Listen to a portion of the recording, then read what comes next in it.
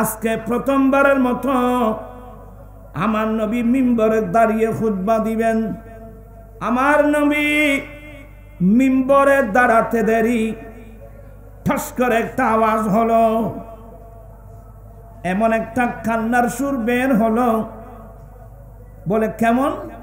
বলে উটনির সামনে থেকে, উঠছিলেন তো, উটনির সামনে থেকে যদি কোনো মানুষ উটনির বাচ্চাকে নিয়ে যায়, উটনি যেই সুরে কান্নাকাটি করে, যেমন আমাদের দেশে অনেক গাভী আছে, বাচ্চা আছে সঙ্গে, তো অনেক মানুষ রশি ধরে টানলে গাভী যেতে চায় না। তো যারা চালাক মানুষ বলে আমি রশি ধরবো না, তখন বাচ্চাটা কোলে নিয়ে ও মানুষ যখন চলে যাচ্ছে অটোমেটিক গাভীটা চলে যাচ্ছে। হ্যাঁ, আমার ভাইয়েরা রাবে হাদিস বর্ণনা দিচ্ছেন, উটনির সামনে থেকে উটনির বাচ্চাকে নিয়ে গেলে উটনি যেই সুরে কান্নাকাটি করে, এই ধরনের একটা কান্নার সুর শুনলাম আমরা সবাই। আমরা কান্নার সুর শুনলাম, আমরা তো কেউ বুঝি নাই, কিন্তু আমার নবী বুঝেন কিনা? কথা বলছেন না কেন? আমার নবী মিম্বরের তাক থেকে নেমে আসলেন, ওই উস্তানায় হান্নানা খেজুর গাছের স্তম্ভ, তার গায়ে হাত লাগিয়ে আমার নবী খেজুর গাছের সাথে কথা বলা আরম্ভ করলেন। এ উস্তানায় হান্নানা, তুমি এভাবে কেন কাঁদছো? তোমার কান্নায় আমি মিম্বর থেকে সরে আসতে আমি বাধ্য হলাম, তুমি এইভাবে কাঁদছো কেন? ইয়া রাসূলুল্লাহ, আমি একটা মদিনা শরীফের খেজুর বাগানের একটা মরা খেজুর গাছ, আমাকে চিনে মসজিদে নববীর ফিলার হয়েছে, আমার মধ্যে কোনো প্রাণ নাই। যেই তারিখ থেকে আপনি নবীর নবুয়তের ফিট মুবারক আমার সাথে লাগিয়েছেন, মুহূর্তের মধ্যে আমার প্রাণ এসে গেল, মুহূর্তের মধ্যে আমার ভিতর আপনি নবীর প্রেমের ভালোবাসা এসে গেল। কে অবিশ্বাস হচ্ছে? আমার নবী, তুমি এইভাবে কাঁদছো যে? ইয়া রাসূলুল্লাহ, আপনার বিচ্ছেদে তো কাঁদতেছি।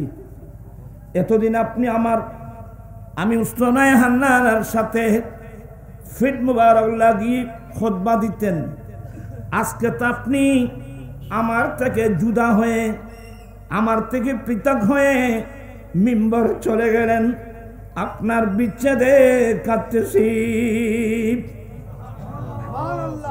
আমার নবীর নাতি ইমাম হাসান ইমাম হুসাইন রাদিয়াল্লাহু তাআলা আনহুমা এই হাদিস যখন বর্ণনা করতেন, নিজের চোখের পানি তো ছেড়ে দিতেন আর বলতেন, বিশ্ববাসী শিক্ষা নাও, একটা মারা খেজুর গাছ যদি নবীর বিচ্ছেদে এভাবে কান্নাকাটি করে, নবী মিম্বর থেকে চলে আসতে বাধ্য হয়েছেন, বিশ্বের মুসলমানের উচিত কি ছিল? নবীর প্রেমে কিভাবে কান্নাকাটি করা উচিত ছিল? ওই আল্লামা আব্দুর রহমান জামি বলছেন এটা, যে মাহাজুরি বারামদ জাম নে আলম তারহামনা রাসূলুল্লাহ তারহাম সালাতুনা আলাইকুম।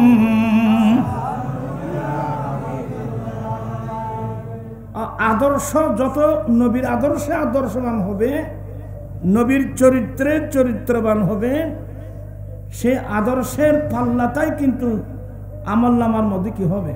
বাড়ি হবে।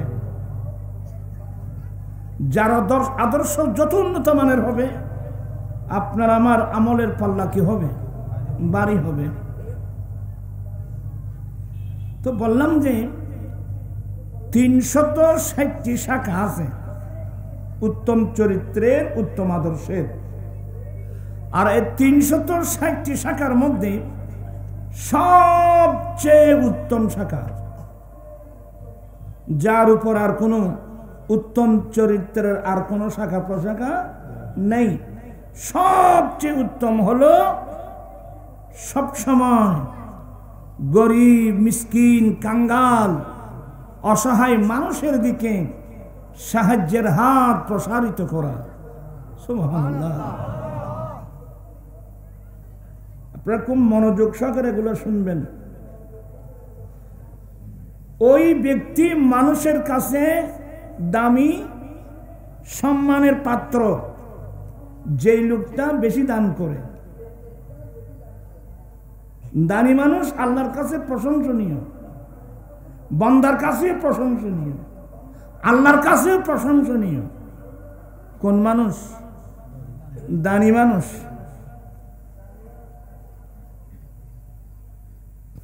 বুখারী শরীফ, আপনারা তো এগুলো পড়েন না।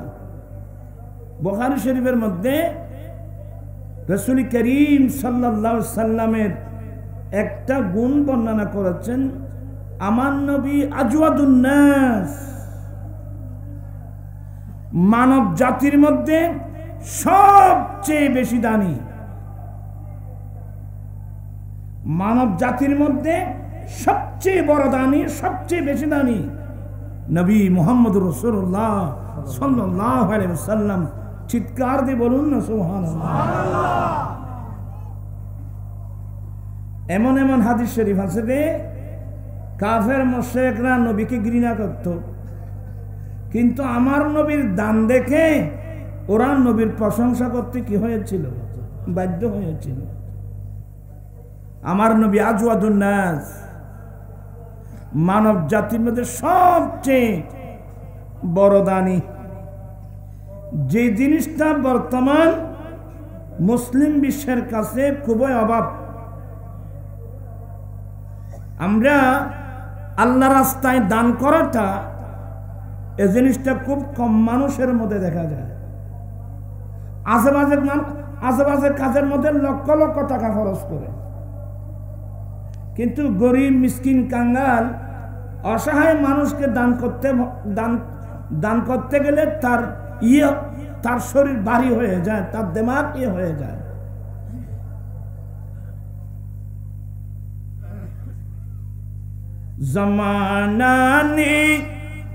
जमाने में सखिए सा कहीं देखा। পৃথিবীর কোন মানুষ আমার নবীর মতো দানি মানুষ আর কাউকে দেখে নাই। আমার নবী আজওয়াদুন নাস, মানব জাতির মধ্যে সবচেয়ে বড় দানি। আমার নবীর দানের সিস্টেম কি? আমার আলা হযরত একটা শের বলছে সুন্দর, ওয়াহ কিয়া জুদ করম হে শাইবত হা তেরা। ওয়াহ কিয়া জুদ করম হে সাহেবত হা, মানে ইয়া রাসূলুল্লাহ, আপনার কেমন আপনার উত্তম দান। এখানে শব্দ দুটা, একটা হলো জুদ আর একটা হলো করম। জুদ বলা হয় ছাওয়া সারা দান করা। কথা বলছেন দেখেন আপনারা, জুদ বলা হয় ছাওয়া সারা, আর তো সাইল নদী। জুদ বলা হয় ছাওয়া সারা কি করা। আপনার কি কথা বলতে কি কষ্ট হচ্ছে? ছাওয়া সারাই কি করা? দান করা। করম বলা হয় ছাওয়ার কারণে দান করা। আমার নবীর মধ্যে দুটা গুণ, একটা জুদ আর একটা করম। যেমন আমার আলা হযরত আরেক জায়গায় বলছেন, মেরে করিম সে গর। ওই করিম, ওই শব্দটা ওখানে আনছেন। গুনছে করি গুনছে কিলা দিয়ে। আমার করিম, আমার দয়ালু নবী, কেউ যদি 1 ফোঁটা চায় তাকে গোটা সমুদ্র দান করে। চিৎকার দিয়ে বলুন না সুবহানাল্লাহ। আপনার কি বিরক্ত হচ্ছেন? হ্যাঁ, বিরক্ত হলে ওই দানার কথা আছে। হ্যাঁ, আমার ভাইরা, আমার দয়াল নবী নিজে নিজে দান করেন, চাওয়া ছাড়া দান করেন। যেমন আমার নবীর কয়েকজন খাদেম ছিল ছোট, আমার নবীর কয়েকজন খাদেম ছিল যারা নবীর উজুফানি এনে দিতেন বা আদার যে কোনো কাজের জন্য। আমার নবীর খেদমতের মধ্যে কয়েকজন নবীর খাদেম ছিলেন, তন্মধ্যে একজন হযরত সাইয়্যিদুনা রাবিয়া ইবনে কাব আসলামী। সবাই বলুন রাদিয়াল্লাহু তাআলা আনহু। একদিন আমার দয়াল নবী তাহাজ্জুদের সময় আমার নবী রহমতের সমুদ্রে একটা জোয়ার এসে গেল। আমার নবী ওই রবিয়া ইবনে কাবকে বলছেন, সাল, এ রবিয়া কিছু চাও না? সুবহানাল্লাহ বলবেন না? নিজে বলতেছেন তুমি কিছু চাও না? আমাদের দেশে তো এমন বড় বড় হুজুর আছে, নবীর কাছে চাইলেও নাকি শিরিক হয়ে যায়। এমন কিছু পাগল ছাগল আছে যাদের কাছে কোরআন হাদিসের কোনো জ্ঞানই নেই। আমার নবী বলেন, সাল ইয়া রবিয়া, রবিয়া তুমি কিছু চাও না? এই যে তুমি আমার খেদমত করতেছো অনেকদিন পর্যন্ত, এটা কিন্তু আমার নবী বলে নাই। এই মুফহুমটা এখানে আছে যে রবিয়া কিছু চাও। তা আমাদেরকে যদি বলতেন তো আমরা বলতাম যে ইয়া রাসূলুল্লাহ আমার 10 কোটি টাকা লাগবে, আমার 10-20 জন সম্পদ লাগবে।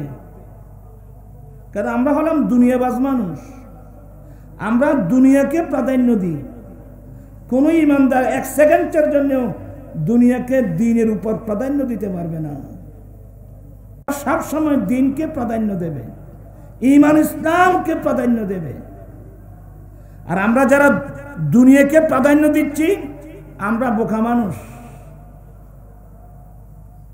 আচ্ছা, আপনারা সবাই শিক্ষিত মানুষ, বলেন তো আপনি হাজার হাজার কোটি টাকার মালিক, একেবারে 2-4-10 জন সম্পদের মালিক, ফ্যাক্টরির মালিক,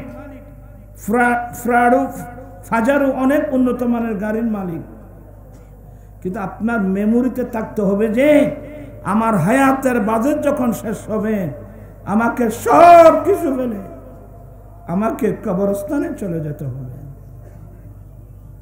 এই জন্য মনীষীরা কি বলেন জানেন? ভাবিয়া করিও কাজ, করিয়া ভাবিও না। আমার জীবন মরণ সাজাব মাদানী রঙে, আমার জীবন মরণ মাদানী। পারা জুরত দেন, এ তুমি আরো তুলি কিলে বসে দেন বাদে আয় তো আর কষ্ট দিন। ফন্না ফেললি ফন্না ফরানোর মতো ফরান করিব। এগুলো আনুষ্ঠানিকতা না, এটা ধর্মীয় প্রশিক্ষণ। আমার জীবন মরণ সাজাব মাদানী রঙে, আমার জীবন মরণ। বাচ্চা তো না ফল্লার ভাই তারা ইল্লে নরম করে গেলে মিয় মিয় মিয় মিয় মেশা মেশা মোহাব্বত নিয়ে পড়বেন। আমার জীবন মরণ সাজাব মাদানী রঙে, আমার জীবন মরণ মাদানী। সেই রঙে রঙিন হলে আল্লাহ রাসূল তাকিবে আমার সঙ্গে, আমার জীবন মরণ মাদানী। সালাতুন ইয়া রাসূলুল্লাহ আলাইকুম।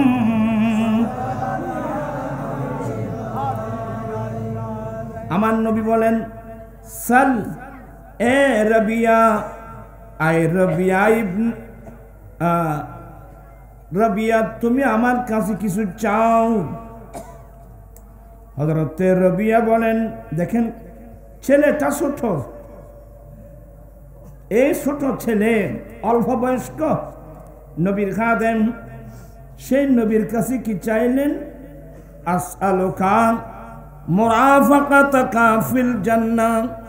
ইয়া রাসূলুল্লাহ, দুনিয়াতে আপনি নবী দয়া করে আমি রবিয়াকে আপনার খেদমতে জায়গা দিয়েছেন। নবী গো, জান্নাতের মধ্যেও আপনি নবীর সঙ্গে থাকতে চাই। দৃষ্টিভঙ্গি দেখেন। হ্যাঁ, আসআলুকা মুরাফাকাতাকা ফিল জান্নাহ। ইয়া রাসূলুল্লাহ, ইয়া হাবিবাল্লাহ, আমি আপনার কাছে জান্নাতে খাদেম হিসেবে থাকতে চাই। দুনিয়াতে আপনি দয়া করে আপনার খেদমতে জায়গা দিয়েছেন। নবী গো, জান্নাতেও আপনার সঙ্গে থাকতে চাই। আমার নবী এমন রহমতের সমুদ্রে আসছেন, আও গায়রা জালিক, কি মানে বাজেট এটা হয়ে গেছে, বাজেটটা কি হয়ে গেছে, পাস হয়ে গেছে, আর কি চাও? কিন্তু রবিয়া বলেন, ইয়া রাসূলুল্লাহ, এটাই চাই। আসআলুকা মুরাফাকাতাকা ফিল জান্নাহ। সুবহানাল্লাহ বলবেন না? দুনিয়া চেয়ে লাভটা কি? একটা খেজুরের গাছ, মরা খেজুর গাছ। আমার দয়াল নবী যখন মদিনা শরীফে সে খেজুর গাছের স্তম্ভের সাথে ফিট লাগিয়ে নবী খুতবা দিতেন,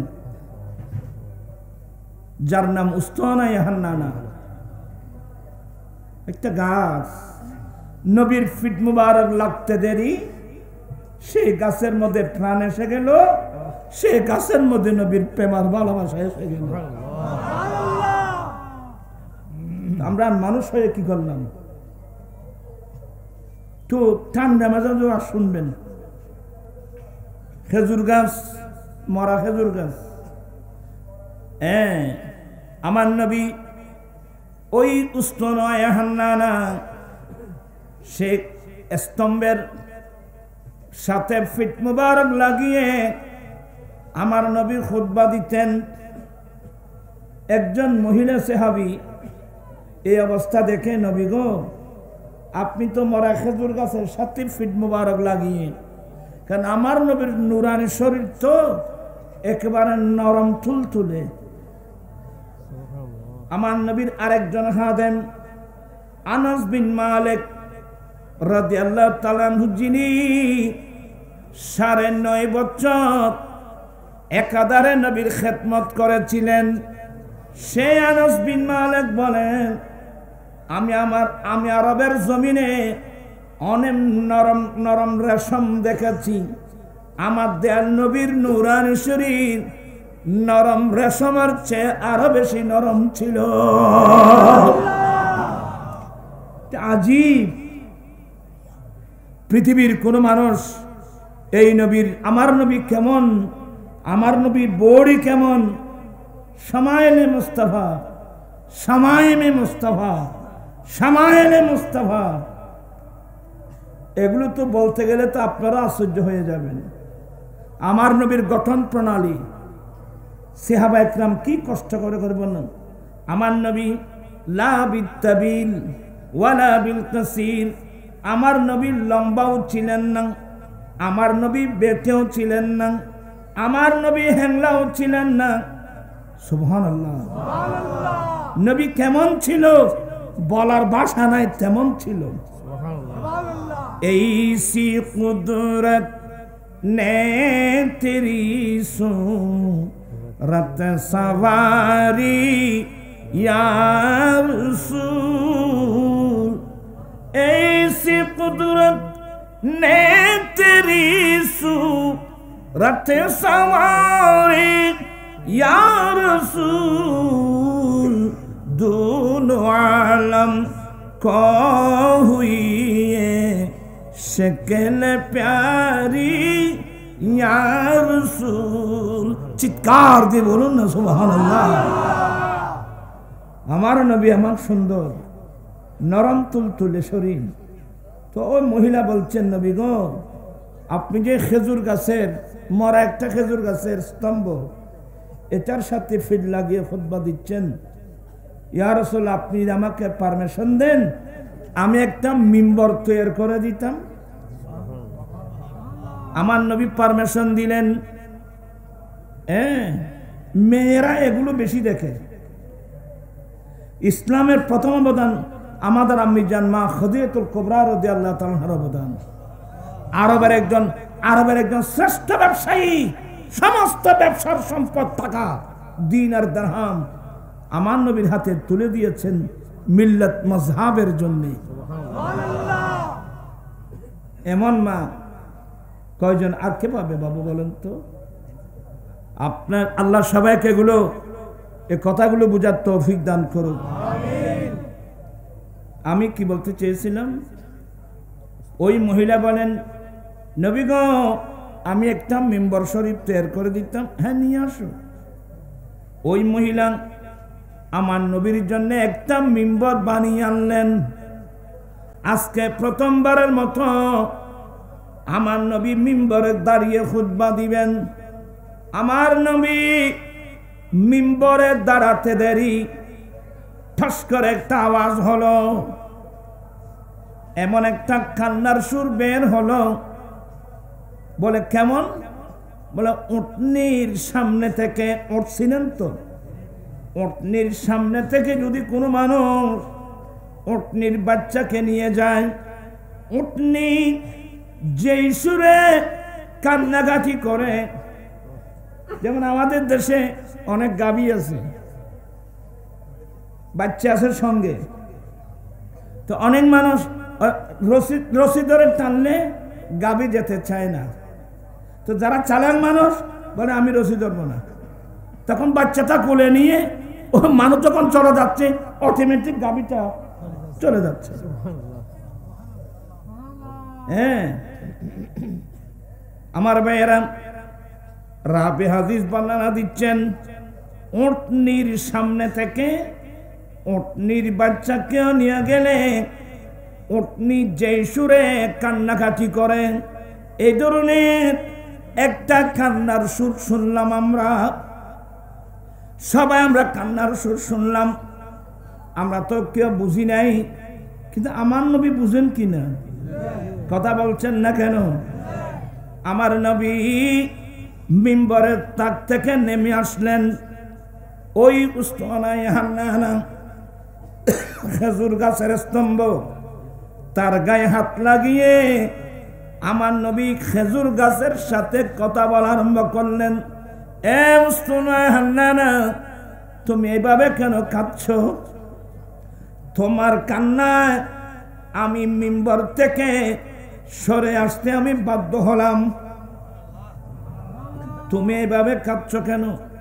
ইয়া রাসূলুল্লাহ আমি একটা মদিনা শরীফের খেজুর বাগানের একটা মরা খেজুর গাছ, আমাকে চিনে মসজিদে নববীর ফিলার হয়েছে, আমার মধ্যে কোনো প্রাণ নাই।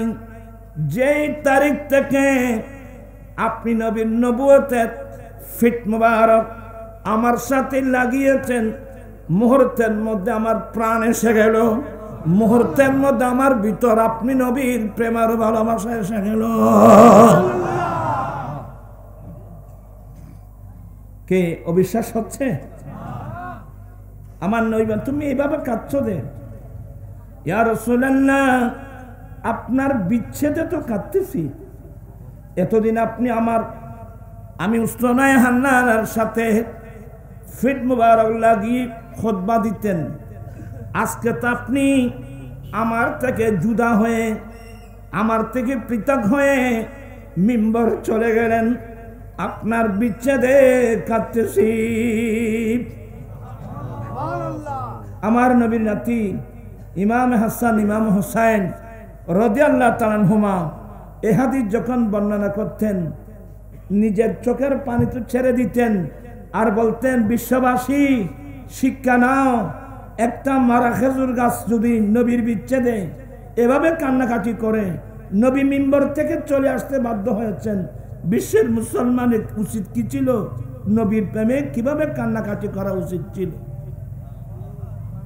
ওই আল্লামা আব্দুর রহমান জামি বলছেন এটা, যে মাহাজুরি বারামদ জাম নে আলম তারহামনা রাসূলুল্লাহ তারহাম সালাতুনা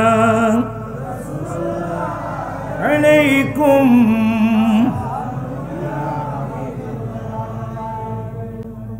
আমার রসুল বলছেন দে স্তনে হানা, তুমি কি আচ্ছা, তুমি কি দুনিয়া চাও না আখিরাত চাও? দেখেন,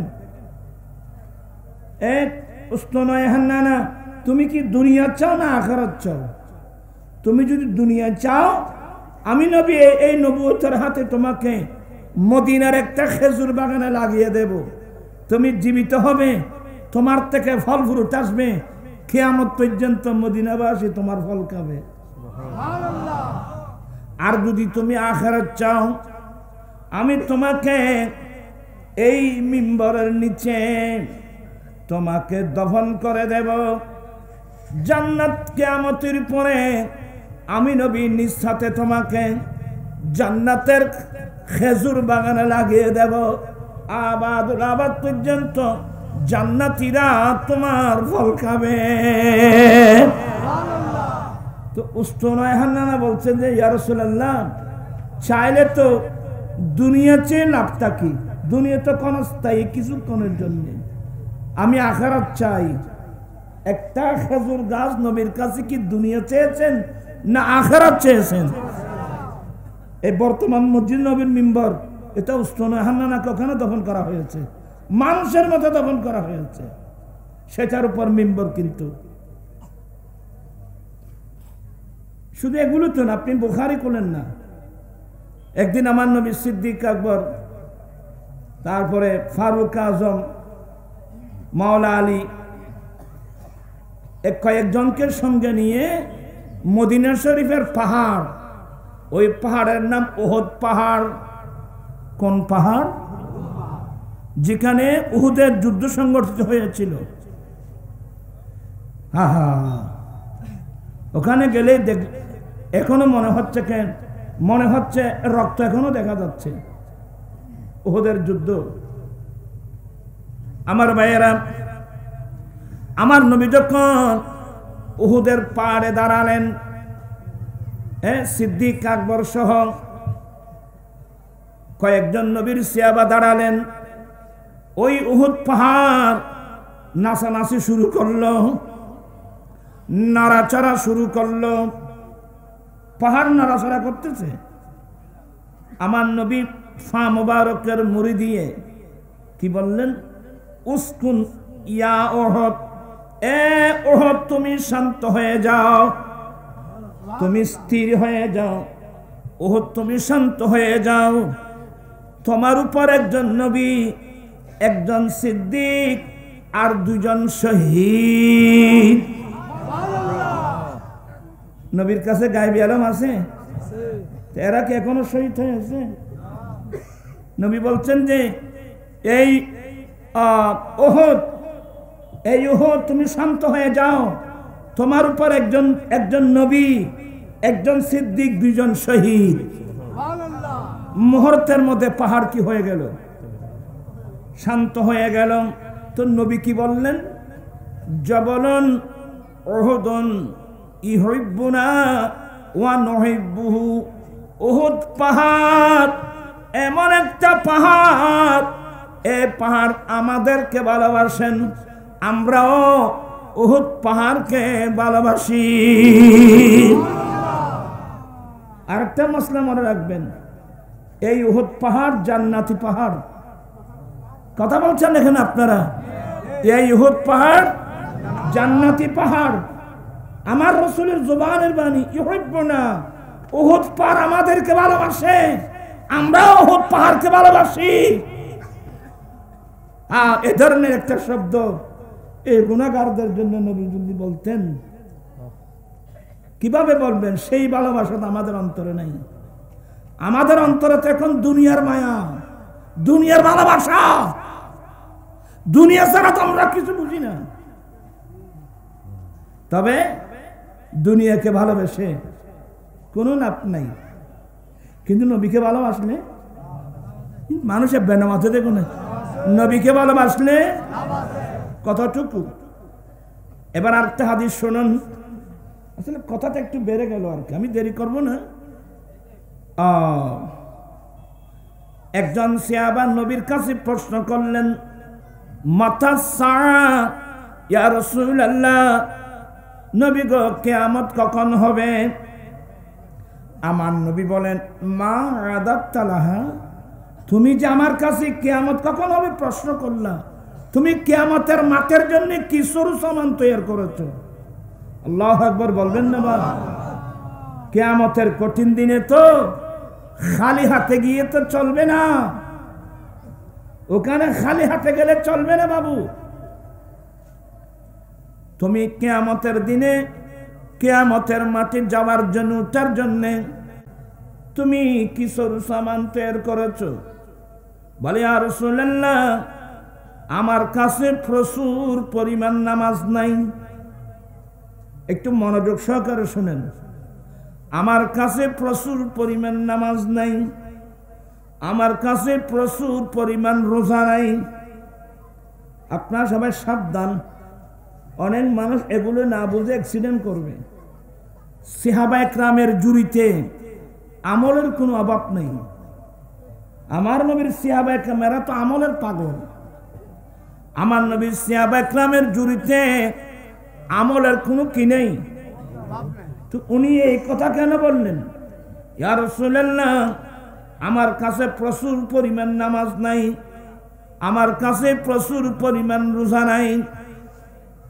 ইয়া ফকদুন, একবার উড়োস একবার বইউস, উড়োস দিন আর 8 টাকা দিন হবে তোরা একটা বই যেমন। আমার কথার ডিস্টার্ব হচ্ছে, ঠিকভাবে বসলে আমি কিছু বলতে পারবো। হ্যাঁ, আমার নবী ওই সাহাবা, আচ্ছা সাহাবায়ে কেরামদের আমলে জুরির মধ্যে আমলের কোনো ত্রুটি আছে? আমলের কোনো অভাব আছে?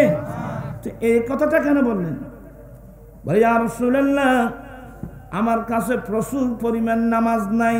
তার মানে নামাজ তো পড়েছি, কিন্তু এই নামাজ আল্লাহ কবুল করেছেন কিনা আমি তো জানি না। রোজা তো রেখেছি, কিন্তু মালিক আমার রোজাগুলো কবুল করেছেন কিনা তো জানি না। আরে উনি কিভাবে বলবে? একদিন ঈদুল ফিতরের দিন খলিফাতুল মুসলিমিন ওমর ফারুক রাদিয়াল্লাহু তাআলা আনহু ঘরের হুজরা শরীফের দরজা বন্ধ করেন, মুসাল্লায় বসে এমন কান্নাকাটি শুরু করল আল্লাহর দরবারে। এমন কান্না ঈদের দিন। কয়েকজন সে বলছেন, হুজুর আমিরুল মুমিনিন, আজকে মুসলিম বিশ্বের জন্য ঈদের দিন, গোটা মুসলিম বিশ্বে আনন্দের জোয়ার চলছে, কিন্তু আপনি মুসল্লায় বসে কাঁদছেন। বলে, আমি আজকে মুসলিম বিশ্বের জন্য ঈদের দিন, মসলাটা আমি জানি, কিন্তু আজকে ঈদের দিন কার জন্যে? যার রোজা নামাজ আল্লাহ কবুল করেছেন তার জন্য সত্যি ঈদের দিন। আমি উমর নামাজ পড়েছি, আমি রোজা রেখেছি, আমি উমর তো জানি না মালিক এই ইবাদতগুলো কবুল করছেন কিনা, এই জন্য আমি বসে বসে কাঁদতেছি। আর সত্য রমজান আইজু, রমজান এখনো 10টা রোজা বাকি, টেলিভিশন তো একেবারে গরম। রমজানেরই রোজার শেষে এলো খুশির, আজ রোজা শেষ উদ্দনু, রমজানেরই রোজার শেষে এলো খুশির, আজ রোজা দর্শক কি খুশি দিন এসে খুশি কি ওই কক্সবাজার হোটেল বুকিং দেবা, অনেক লজ্জাকর বিষয়, বলতেও নিজের কাছে লজ্জা লাগে। তোমার জন্য রোজা, তোমার জন্য ঈদ উল ফিতর, তোমার জন্য রমজান, এই যে কথা কতদিন বললেন ধরো তোমরা একটু বুঝতে পারে দুর্গা আমি কিন্তু মেধাবী মানুষ। আমার নবী, আপনারা সবাই আমার দিকে তাকান, আমার নবী একদিন মিম্বরের প্রথম থেকে কদম রাখলেন, বলেন আমিন। দ্বিতীয় থেকে কদম রাখলেন, আমার নবী বলেন আমিন। তৃতীয় থেকে কদম রাখলেন, বলেন আমিন।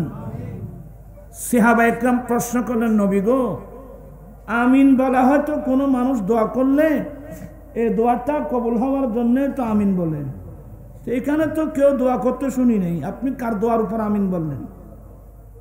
আমার নবী বলেন, এক্ষুনি আমার পাশে জিবরিল আলাইহিস সালাম দাঁড়িয়ে তিনটি দোয়া করেছেন। আমি যখন মিম্বরের প্রথম থেকে কদম রাখলাম, জিবরিল একটা দোয়া করেছেন, কি? ইয়া রাসূলুল্লাহ, যেই মানুষ রমজান শরীফের মতো মাস পেয়ে, রমজান শরীফের মতো মাস পেয়ে আল্লাহর ইবাদত রিয়াজত করে নিজের গুনাহগুলো মাফ করাতে পারে নাই, তার উপর আল্লাহর অভিশাপ। আমি নবী সমর্থন করে বললাম আমিন। কারণ রমজানেরটা এমন একটা মাস, হ্যাঁ, আমার নবী বলেন, ইদা দাখালা রমাদান ফুতিহাত আবওয়াবুস সামা, অনেক লম্বা হাদিস। রমজান মাস যখন প্রবেশ করবে, রমজানের চাঁদ যখন উদয় হবে, 7 আসমানের দরওয়াজা খুলে দেওয়া হয়, 8 বেহেশতের দরওয়াজা খুলে দেওয়া হয়, সমস্ত রহমতের দরওয়াজা একসাথে খুলে দেওয়া হয়। এমন মাস পেয়ে যদি যে মুমিন মুসলমান নিজের গুনাহগুলো আল্লাহর কাছে কেঁদে কেঁদে মাফ করাতে পারে নাই, তার উপর আল্লাহর কি অভিশাপ। এই দোয়াটা করলেন জিবরিল, আমি সমর্থন করে বললাম যে আমিন। সেমন রমজান মাস এখন সামনে আসতেছে না? ছোটবেলায় আমরা, আমাদের মধ্যে ছোট হলেও ছেলেদের মধ্যে একটা আগ্রহ ছিল, তাড়াতাড়ি আসরের নামাজ পড়ে আমরা কেউ ঘরের ছাদের উপর উঠে যেতাম, কেউ গাছের উপর উঠে যেতাম, অনেক মহিলারা পর্যন্ত ঘরের পিছনে বেরিয়ে যেত, খার আগে কে রমজান শরীফের চাঁদ দেখে, খার আগে কে রমজান শরীফের চাঁদ দেখে। কসম করে বলেন, এই আগ্রহটা বর্তমান মুসলমানের কাছে আছে? শেষ করে দিয়েছে দুনিয়া তোমাদেরকে। তুমি দুনিয়া নিয়ে থাকো, আমরা দুনিয়ার পাগল না। আমি নবীজির পাগল, আমি মদিনার পাগল, আমি মদিনার পাগল, আমি মদিনার দুলি বালি মোর নয়নের কাজল, আমি নবী। আমার ভাইরা, আজকে সুন্নি সম্মেলন থেকে এই সবকটা নিয়ে যান, আমি নবীর পাগল, আমি নবীর দিওয়ানা, আমি দুনিয়ার পাগল নই, আমি দুনিয়ার পিছনে থাকবো না, দুনিয়া আমার পিছনে পিছনে ধরতে হবে। আমি কেন দুনিয়ার পিছনে থাকবো? আমি তো নবীর পিছনে থাকবো, দুনিয়া আমার পিছনে ধরতে হবে। আজকে দুনিয়ায় মানুষকে ধ্বংস করে দিয়েছে, লাভটা কি?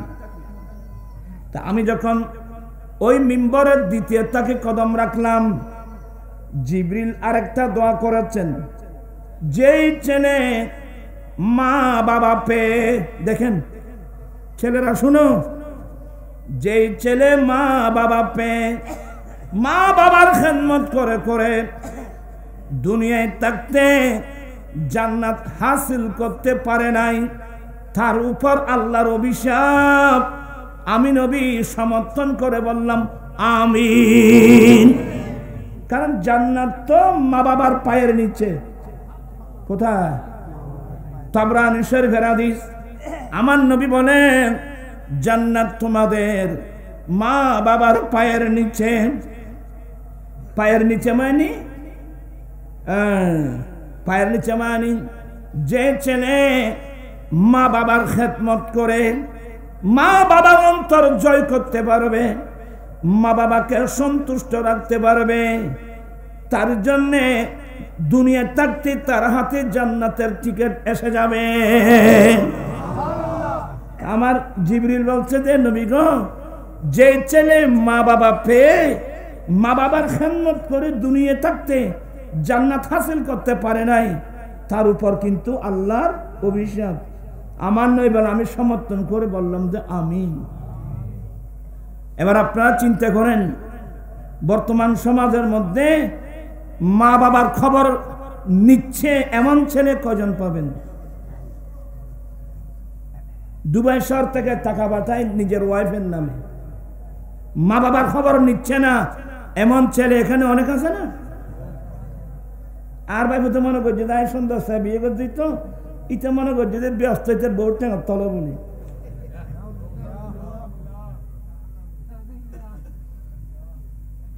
বাবিয়া করিও কাজ, করিয়া বাবিও না। একটা মশলা বলেন তো, তার শরীয়তের একটা মশলা বলেন। আমরা ছেলেরা যে উপার্জন করব, এই উপার্জনের প্রথম হকদারকে মা বাবা। এই মশলাগুলোকে আমরা জানি তো, জানি বেখাই তো থাকে দুবাই শহর। এই দুবাই শহরের ইতর টিয়া ভাড়া হতে বহুর নামে মা বাবা মারা মধ্যে কথা বুঝছেন? আল্লাহ হেদায়েত নসিব করুক। আজকে আপনি কথা বলতে গেলে অনেক কান্না আসবে। আমেরিকা ইউরোপের কালচার এখন আমাদের দেশে চলে আসছে। ওরা তো ইহুদি নাছেরা, ওদের মা বাপ যখন বয়স্ক হয় এদেরকে ঘর থেকে বের করে দে, যাও সরকারি বৃদ্ধাশ্রমে চলে যাও। এখন সে কালচার এখন মুসলমানের মধ্যে চলে এসে গেছে।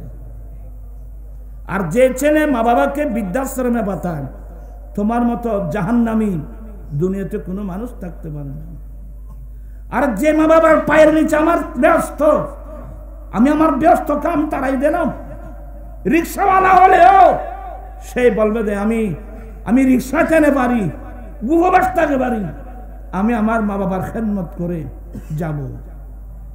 সে কোনোদিন মা বাবাকে বৃদ্ধাশ্রমে পাঠাতে পারে না। হ্যাঁ, সরকারকে বলছি বৃদ্ধাশ্রম করেন। কার জন্যে?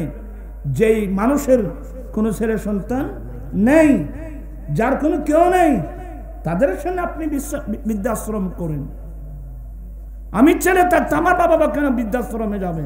তার দেখতে পাবো দুনিয়াতে লাপান কি? আপনি যদি আপনার মা বাবাকে বৃদ্ধাশ্রমে পাঠান, তা আর ফলে আর ব্যস্ততা বুঝি না। কামা তাদিন চুদান, যেমন কর্ম তেমন ফল। বাবিয়া করিও কাজ, করিয়া বাবিও না। কয়টা হলো? 2।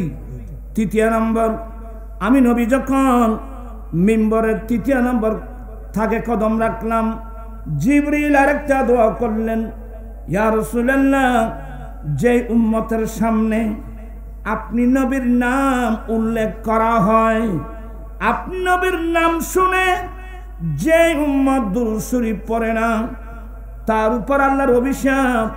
আমি নবীর সমর্থন করে বললাম আমিন। আমি একটু দূরে চলে আসলাম, আপনাদের কষ্ট হবে। আমি কি বুঝাতে চাচ্ছি মনে আছে নাকি? আল্লাহ পাক আমরা সবাইকে রমজান মুবারকের যে গুরুত্ব, এগুলো বুঝার, মা বাবার যে গুরুত্ব, এগুলো অনুধাবন করে বুঝে মা বাবার খেদমত করার আল্লাহ তৌফিক দান করুন। আমি কি বুঝাতে চেয়েছিলাম, ওই সাহাবা বলেন, নবী গো, আমার কাছে প্রচুর পরিমাণ কি নাই, আপনার কথা ভুলে গেছেন বুঝো, আমার কাছে প্রচুর পরিমাণ নামাজ নাই, আমার কাছে প্রচুর পরিমাণ রোজা নাই, মায়নি নামাজ তো পড়েছি, রোজা তো রেখেছি, জানি তো না মালিক কবুল করছেন কিনা। কিন্তু ইয়া রাসূলুল্লাহ, আমি নিশ্চিতভাবে একটা কথা আমি বলতে পারবো, কি, ওয়ালাকিন উহিব্বুল্লাহ ওয়া রাসূলাহু, আমি কিন্তু আল্লাহ এবং আল্লাহ রাসূলকে ভালোবাসি, এখানে কিঞ্চিত পরিমাণ কোনো সন্দেহের অবকাশ নাই। আমি কিন্তু আল্লাহ এবং আল্লাহ রাসূলকে কি ভালোবাসি। আমার নবী ঘোষণা দিয়ে ফেললেন, আল মারউ মা মান আহাব্বা, যে যাকে ভালোবাসে তার সঙ্গে তার হাসর হবে। আমার ভাইয়েরা, আমরা নবীর সঙ্গে থাকতে চাই কি চাই না? দুই হাত উঠাই বলতে হবে, নবীর সঙ্গে থাকতে চাই কি চাই না? তাহলে আমরা আল্লাহ আল্লাহ রাসূলকে ভালোবাসতে চাই কি চাই না? আমরা আল্লাহ আল্লাহ রাসূলকে ভালোবাসবো, আল্লাহ আল্লাহ রাসূলের ভালোবাসার আলোকে আমরা বাকি কর্মগুলো করব। জীবন এমনি গরু ছাগলের মতো জীবন কাটাবে কেন? হ্যাঁ, যাদের ঘরে ইমামুল আম্বিয়া, যাদের ঘরে 30 পারা কোরআন, সেই ঘরের ছেলে মেয়েরা এইভাবে মিসগাইড হতে পারে না। আল্লাহ আমাদের সবাইকে দুনিয়ার মায়া অন্তর থেকে বের করে আল্লাহ আল্লাহ রসুলকে ভালোবেসে সেই ভালোবাসার আলোকে আমরা যেন জীবন যাপন করতে পারি, আল্লাহ সবাইকে সে তৌফিক দান করুন। কষ্ট হচ্ছে আপনাদের? আসলে কথার নাম লতা। এই যে আমার নবী দিলেন সাল ইয়া রবিয়া, রবিয়া কি আমার নবীর কাছে চেয়েছিলেন? চান নাই। আমার নবী তো নিজেই দেখে দিলেন। সুবহানাল্লাহ বলবেন না? আমার নবী নিজে দেখে দিলেন। সুবহানাল্লাহ। আমার নবী জুদ, আচ্ছা আচ্ছা রাখেন, দেরি হয়ে যাবে। আমি আরেকটা হাদিস পড়াবো আপনাদেরকে। ইসলামের জন্য ইসলামের প্রাথমিক যুগে অন্য কোনো মুসলিম কান্ট্রি থেকে আমার নবীর কাছে ইসলামের জন্য যদি কোনো একটা অনুদান এসে থাকে, এটা বাহরাইন সরকারের পক্ষ থেকে এসেছিল। কোন সরকার? বাহরাইন সরকার। বাহরাইন সরকারের পক্ষ থেকে আমার নবীর কাছে 80,000 মতান্তরে 1 লক্ষ দিরহাম এসেছিল। হযরতে বেলাল বলেন, নবী গো, বাহরাইন সরকারের পক্ষ থেকে একটা মোটা অঙ্কের অনুদান আসছেন। আমার নবী বলেন, বিলাল, এগুলো মসজিদে নবী শরীফের এক কোণায় রাখো, আগে আসো আমরা ফজরের নামাজ আদায় করে নি। আর আমরা তো বর্তমান থাকা গনতে গনতে ফজর নামাজ না, জোহর নামাজ, ফজর জোহর আসর মাগরিব গোটা হয় আর শেষ। এক ওয়াক্ত নামাজের দাম কত জানেন আপনি? তা আসলে এখানে তো ইসলামী হুকুমত নাই। আমরা মুসলমান থেকে এখানে তো ইসলামী হুকুমত নাই। একজন বালেগ পুরুষ, বালেগা মহিলা অক্ত চলে দেওয়ার পরেও যদি ফরজ নামাজটা না পড়ে থাকে, ইমাম আজম আবু হানিফার ফতোয়া, তাকে সাথে সাথে অ্যারেস্ট করে জেলখানায় দিতে হবে। কয়েকত মানুষ কয়েকত একত্ব ফরজ যদি নামাজ ইচ্ছাকৃতভাবে না পড়ে থাকে, আমাদের ইমাম আজম আবু হানিফার ফতোয়া, তাকে অ্যারেস্ট করে কোথায় দিতে হবে?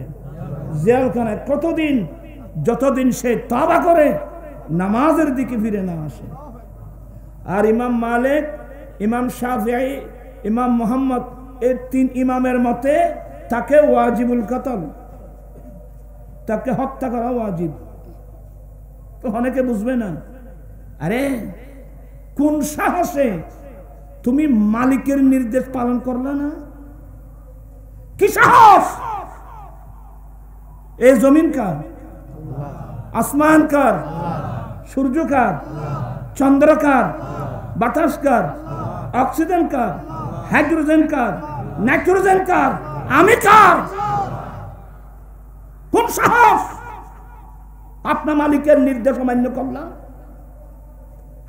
আইমায়ে সালাসা, এটা বলো ওয়াজিবুল কতল। আর আমাদের শুধুমাত্র আমাদের মাযহাবের ইমাম আবু হানিফা রাহমাতুল্লাহ ফতোয়া হলো তাকে অ্যারেস্ট করে কোথায় দাও? জেলখানায় দাও। কিন্তু এখানে তো নামাজ না পড়লে জেলখানায় দেবে, মালের যাকাত না দিলে জেলখানায় দেবে। এ সরকার আসেনি? মানুষের মধ্যে এ সরকার আছে? এখন তো রাজনীতির মাঠ গরম। এই যে বাবা, আমরা ক্ষমতায় যেতে পারলে আমরা রাষ্ট্রীয় সম্পদ গাড়ি বাড়ি ব্যবহার করব না। ভালো, এটা তো ভালো উদ্যোগ। কিন্তু কোন একটা ইসলামী দল বলল না যে আমরা ক্ষমতায় যেতে পারলে আমরা সুদ বন্ধ করে দেব? এটা কে বলছে? আরে বলছেন না কেন? এটা বলবে না, জীবনে বলবে না। জাজ কোর্ট, হাইকোর্ট, সুপ্রিম কোর্ট, আমাদের বিচার হয়, অপরাধীদের বিচার হয় কোন আইনে? ব্রিটিশ আইনে। ব্রিটিশ কই কোন ইসলামী দলের মুখ দিয়ে বের হলো না আমরা ক্ষমতায় যেতে পারলে ব্রিটিশ আইন বঙ্গোপসাগরে নিক্ষেপ করব, কোরআন সুন্নাহ দিয়ে আমরা আদালত চালাবো। কই এগুলো বলার লোক তো নেই। আইন হইলে আবার তোমার এখন গালফুল এত্তর করিবে। আমার জীবন মরণ সাজাবো মাদানী রঙে, আমার জীবন মরণ এদিন হলদি এদিন বড় নেতা, জামাত ইসলামের বড় নেতা শাহজাম জয়দুরি, সে বলল যে আল্লাহ নাকি সিদ্ধান্ত নিয়ে ফেলছে। আপনারা স্কুল কলেজ ছাত্র ভাইদেরকে বলছি, আল্লাহর জন্য কোন শব্দ ব্যবহার করতে হয় এই জ্ঞানও যদি তাদের কাছে না থাকে, সে কিভাবে ইসলামের কথা বলবে? আল্লাহ নাকি সিদ্ধান্ত নিয়ে ফেলছে এবার বাংলাদেশের রাষ্ট্রীয় ক্ষমতা জামাত ইসলামকে দেবে।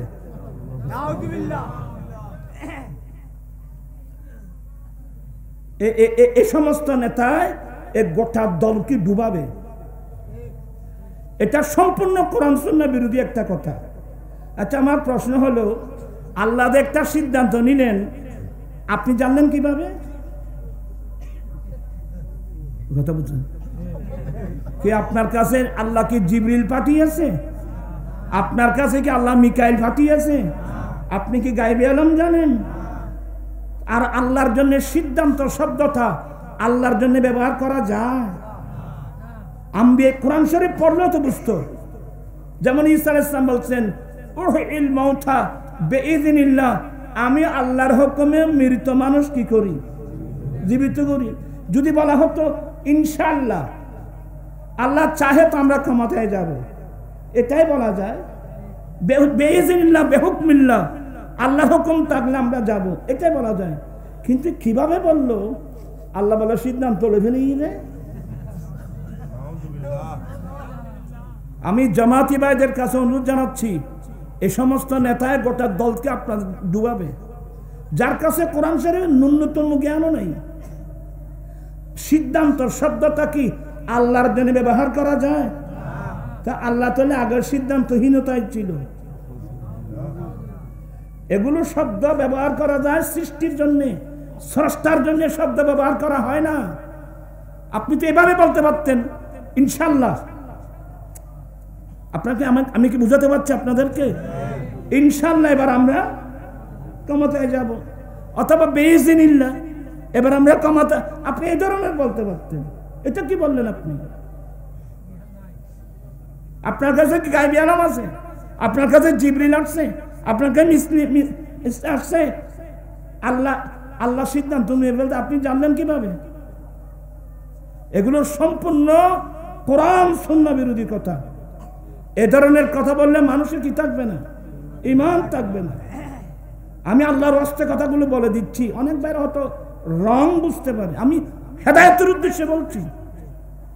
আম্বিয়া ইকরামের কালাম কি? হ্যাঁ, ইনশাআল্লাহ, বেইজিনিল্লাহ। কথা বলছেন না কেন? ইনশাআল্লাহ, বেইজিনিল্লাহ। আল্লাহ চাহে তো আমরা যাব, আল্লাহ দয়া তাহলে হুকুম তো আমরা যাব। এই ধরনের কথা বলা যায়। আমি তো এগুলো না বললে তো মানুষ গোমরা হয়ে যাবে, অনেক ছেলেরা রং বুঝবে। আমি আল্লাহর রাস্তায় কথাগুলো বলছি। এই ধরনের কথা বললে কি থাকবে না? এগুলো সম্পূর্ণ কোরআন সুন্নাহ বিরোধী কথা।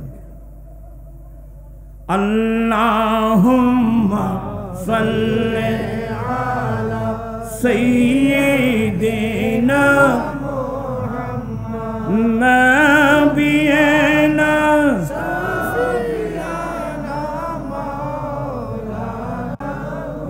আল্লাহ তুমি দয়া করো, নসিব করো মদিনা।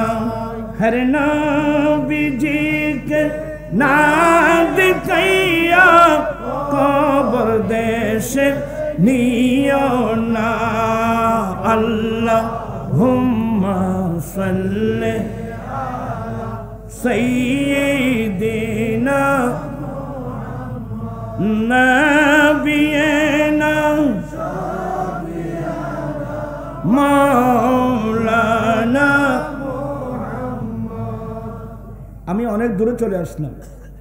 আমার নবী বলেন, বেলাল এই অনুদানগুলো মসজিদের পাশে রাখো। আগে চলো আমরা ফজরে নামাজ আদায় করে নি। ফজরের নামাজ আদায় করার পরে বেলাল এগুলো নিয়ে আসো। আমার নবীর সামনে এনে দিলেন। আমার নবী কয়েকজন সাহাবাকে ডাকলেন, তুমি মদিনা শরীফে এই রাস্তা দিয়ে যাও, তুমি এই রাস্তা দিয়ে যাও, তুমি এই রাস্তা দিয়ে যাও।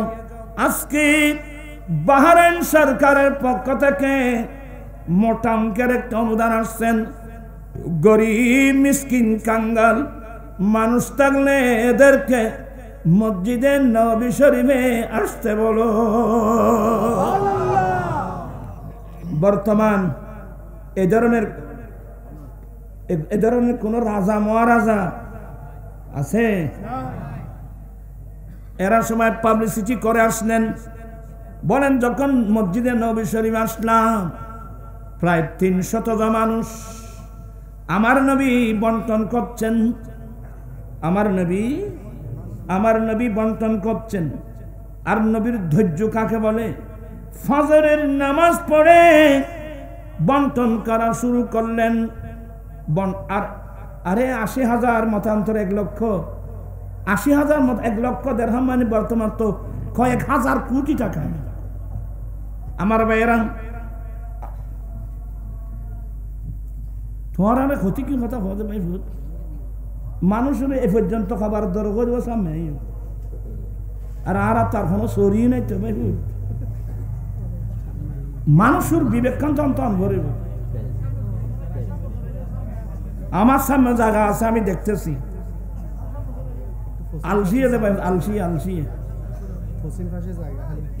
আছি তারা দেব অনেক পশ্চিমের জায়গা খালি আছে দিয়ে সালাতুনিয়া সালামুন ইয়া হাবিবাল্লাহ। আমার নবী কি করতেছেন? আমার নবী বন্টন করতেছেন। বন্টন করতে করতে করতে করতে জোহরের রক্ত হয়ে গেল। জোহরের রক্ত হয়ে গেল। জোহর আজান হলো, যার ছিল বন্টন করা শেষ। আসো, জোহরের নামাজ আদায় করেনি। আমার দেল নবী জোহরের নামাজ আদায় করার পরে সাহাবা একরামদেরকে সামনে নিয়ে দাঁড়ালেন।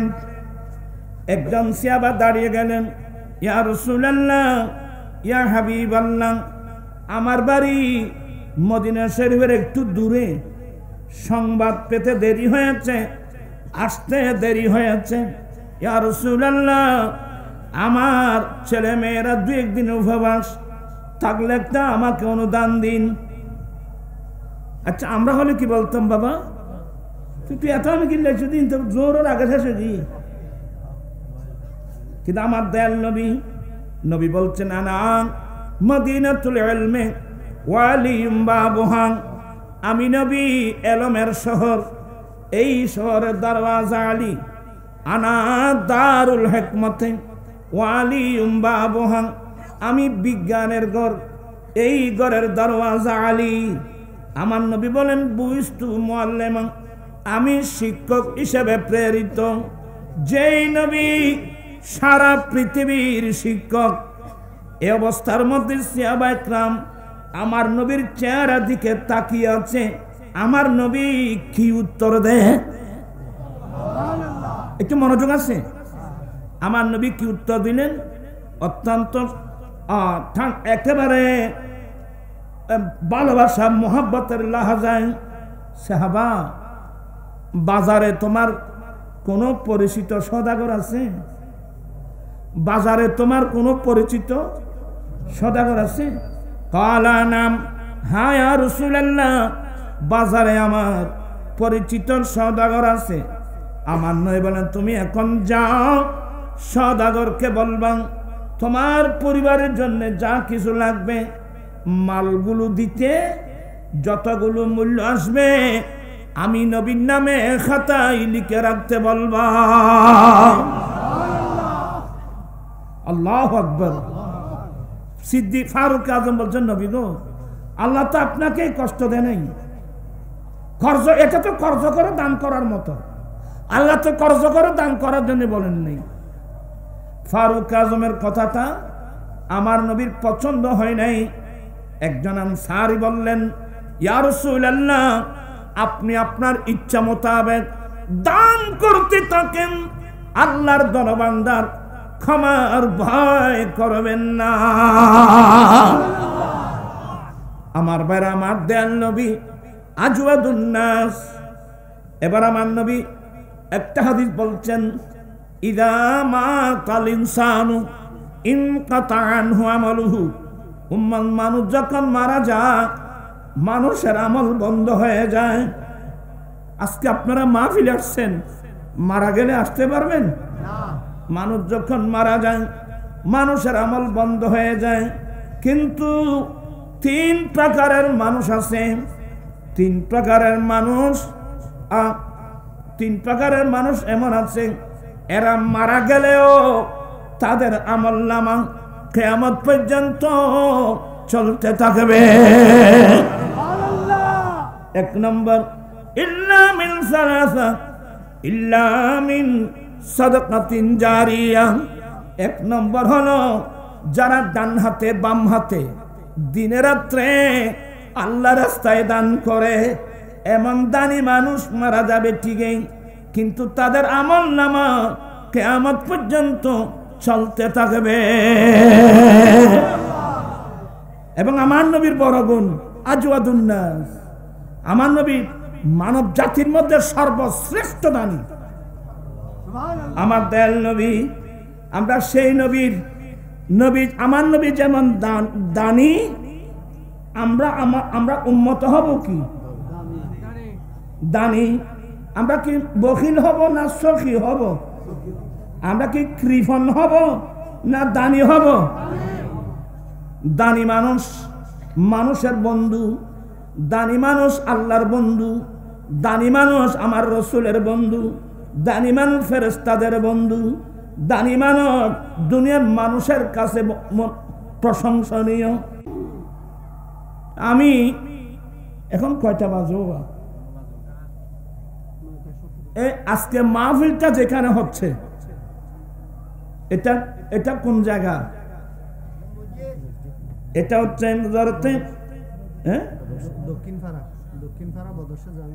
দক্ষিণ পাড়া বদরসা জামে মসজিদ। আমরা আজকে যে মাহফিলে বসলাম এটা একটা মসজিদের জায়গা, পাশে পাশে লোহার পিলার গুলো দাঁড়িয়ে আছে, আমরা সবাই দেখতেছি। কিন্তু আজকের মাহফিলের মধ্যে অনেক বন্ধু বান্ধব আসছেন যেগুলো সব সময় আসে না।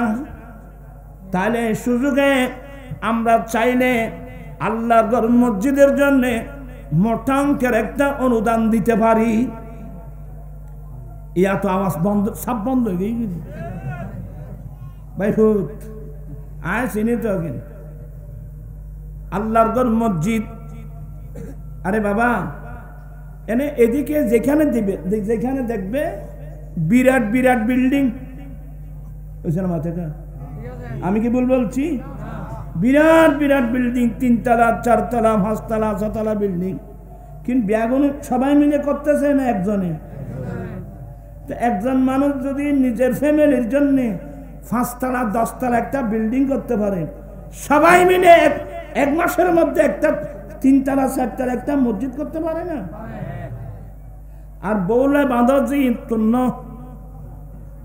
আমার নবী বলেন, এই সাহাবা মানুষ নিজের সম্পদকে ভালোবাসে না পরের সম্পদকে ভালোবাসে? সাহাবা একরাম বলেন, নবী গো, পরের সম্পদকে ভালোবাসে, আমার লাভটা কি? মানুষ নিজের সম্পদকে ভালোবাসে।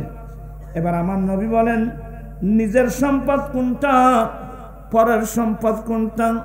মালুকা মা কদ্দামা, তোমার নিজস্ব মাল, তোমার মালিকানা থাকতে তুমি আল্লাহ রাসূলকে ভালোবেসে যে দানগুলো তুমি আল্লাহর রাস্তায় দান করেছো, এটা তোমার নিজস্ব মাল। ওয়া মা ইনদাল্লাহি বাক, আল্লাহ রাস্তায় যেগুলো দিয়েছে এগুলো থাকবে। আর মৃত্যুর সময় যে সম্পদ ফেলে আসছো এগুলো তোমার সম্পদ নয়, তোমার নাম পর্যন্ত, খতিয়ান পর্যন্ত পরিবর্তন হয়ে যাবে, ঠিক কিনা?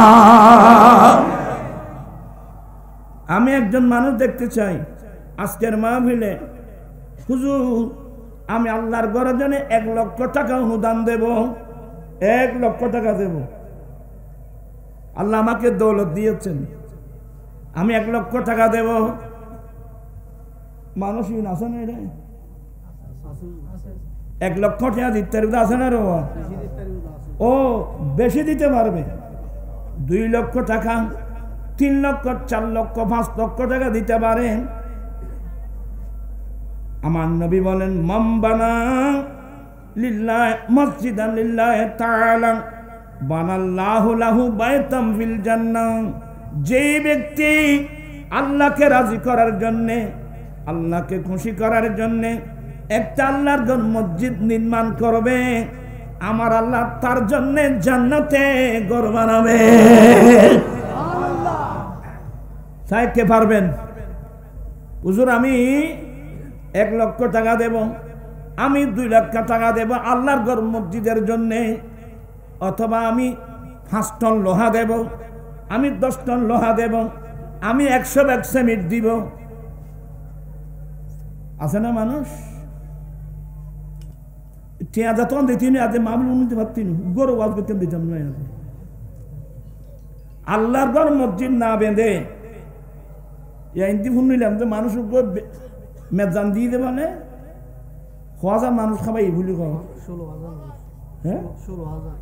16,000 মানুষকে খানা খাওয়াইছেন। তো খানা খাওয়ানো তো বালা, কিন্তু হোস্টটা একটু কম।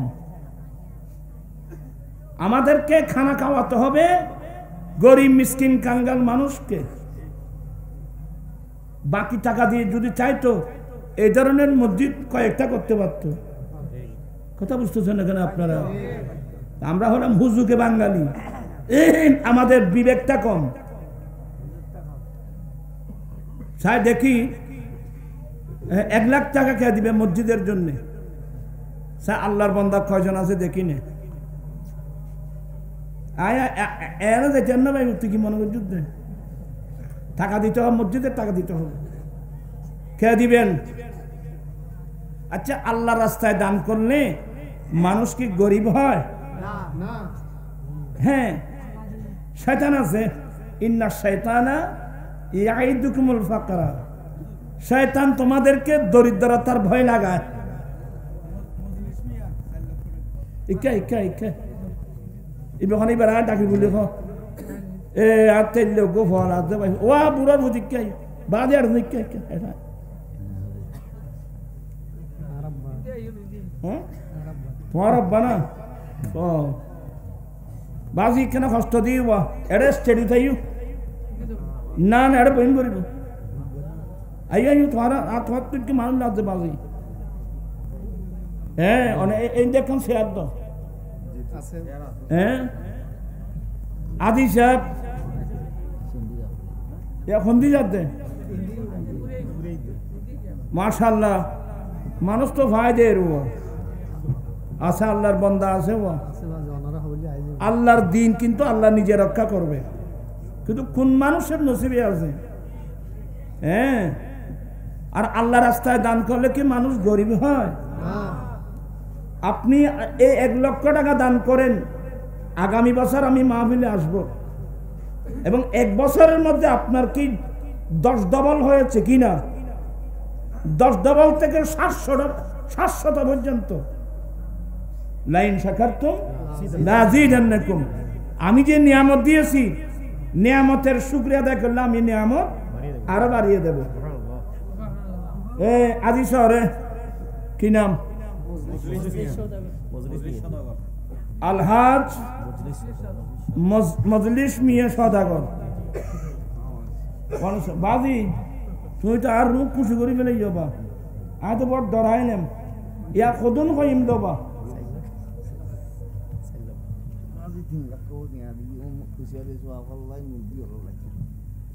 3 লাখ টিয়া মুরব্বী হলো রিসারা সাহেব 3 লাখ টিয়া আলা নদিবে ব্যাকিন মিলি 5 লাখ টিয়া দিবে বাদি এর জন্য না ইয়া 3 লাখ কইম না 4 লাখ কইম দে নারায়ে তাকবীর আল্লাহু আকবার কইতো তরত দিয়া বাদ দে না নারায়ে তাকবীর নারায়ে রিসালাত জনাব আলহাজ মজলিস মিয়া সওদাগর 3 লক্ষ টাকা আয় হইলাম যে 1 লক্ষ 2 লক্ষ ইয়ার ধারণার বাইরে নই আয় আল্লাহ জনাব আলহাজ মজলিস মিয়া সাহেবের এই দান কুদরতে তুমি কবুল করো মরণ আশা পূর্ণ করো দিন দুনিয়া দুরুজান তরকি নসিব করো আমিন আল্লাহ নেককার ছেলে সন্তান দান করো যারা অন্তর খুলে তোমার ঘর মসজিদ নির্মাণের জন্য নেমে গেছে আল্লাহ তাদের জন্য জান্নাতে তুমি ঘর বানিয়ে দাও ও ভাই গুনাহগার এটা বহুত আল্লাহর নেককার বন্ধন আছে বহুত গুরু গুরু নিষ্পাপ ফল আছে যারা আমিন আমিন কর কথা বুঝছেন এটাকে কোনোদিন আর এখানে শুধু আমরা না এখানে কোটি কোটি নূরি জগতের ফেরেশতা আছে এখানে মুসলমান জিন জাতি আছে জিন কোন জিন আমার নবীর সাহাবা নবীর হাতে কলমা পড়ছে নবীর পিছনে নামাজ পড়ছে এমন মুসলমান জিনও এই মাহফিলের মধ্যে আছে বিশ্বাস করতে হবে এগুলো আরেকজন দেখি চাই হুজুর আমি 2 লাখ টাকা দেব 3 লাখ টাকা দেব 1 লাখ টাকা দেব কিন্তু টাকা যদি আপনার অ্যাকাউন্টে থাকে মালিকানায় থাকে না দিলে কিন্তু খবর আছে আমি আমার জন্য খুশি নেই আমি তো আল্লাহর ঘর মসজিদের জন্য বললাম 4 কে আছেন হুজুর আমি 1 লাখ টাকা দেব আমি 2 লাখ টাকা দেব আমি 50,000 টাকা দেব অনেক আছে ইনশাআল্লাহ হয় আর আর খন তাৎক্ষণিক দিন না হলে কিছু সময় লাগে না অসুবিধা নেই এখন দাম ভরবে দিলে কথা নাই এর কি এখন টেনে নাও আর 1 মাসের মধ্যে দিবেন অসুবিধা নেই 2 মাসের মধ্যে দিবেন 3 মাসের মধ্যে দিবেন কোনো সমস্যা নেই কিন্তু আমি যখন ডাক দিয়েছি আল্লাহর ঘরের জন্য অনুদান কিন্তু দিতে হবে মানুষের উপর বলা মুসিবত আছে যে এই বলা মুসিবতগুলো তাড়িয়ে দেয় একটা জিনিস এটা হচ্ছে আল্লাহ রাস্তায় দান করা সদকা সুবহানাল্লাহ এগুলো আপনারা আলেমদের জবানে শুনেছেন। সাই 1 লাখ টাকা হনে দিব আর 50,000 টাকা। আচ্ছা 50,000 হলো তো আর নাই রে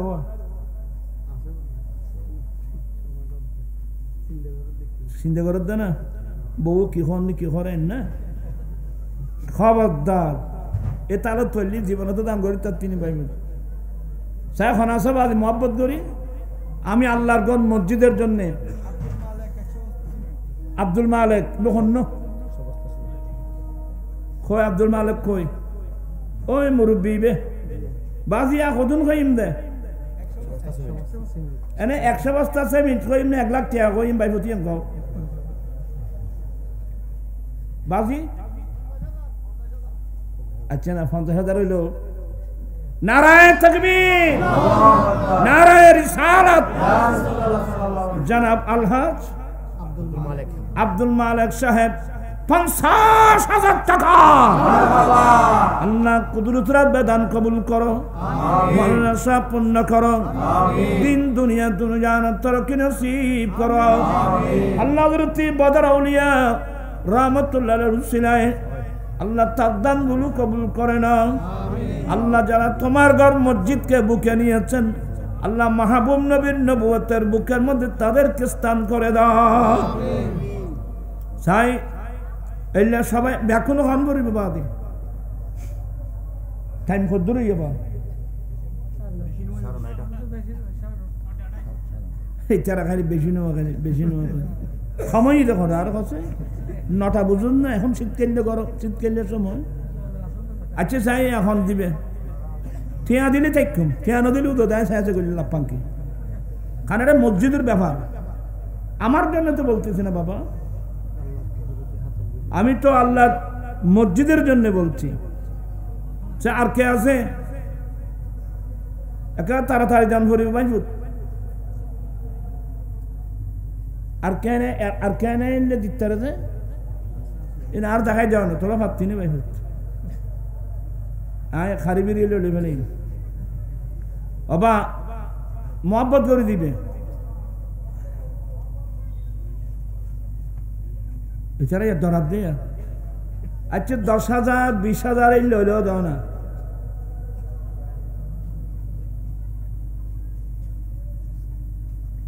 এলো ন দিবে খালে ঠেয়া গেলে কি খেং করবি হোস করে চলিয়েন বিবেক কাটিয়ে চলবেন। আমি তো মসজিদের জন্য বললাম, আমি তো নিজের জন্য বলি নাই। ও বা আর খন চাই খ ইবে খন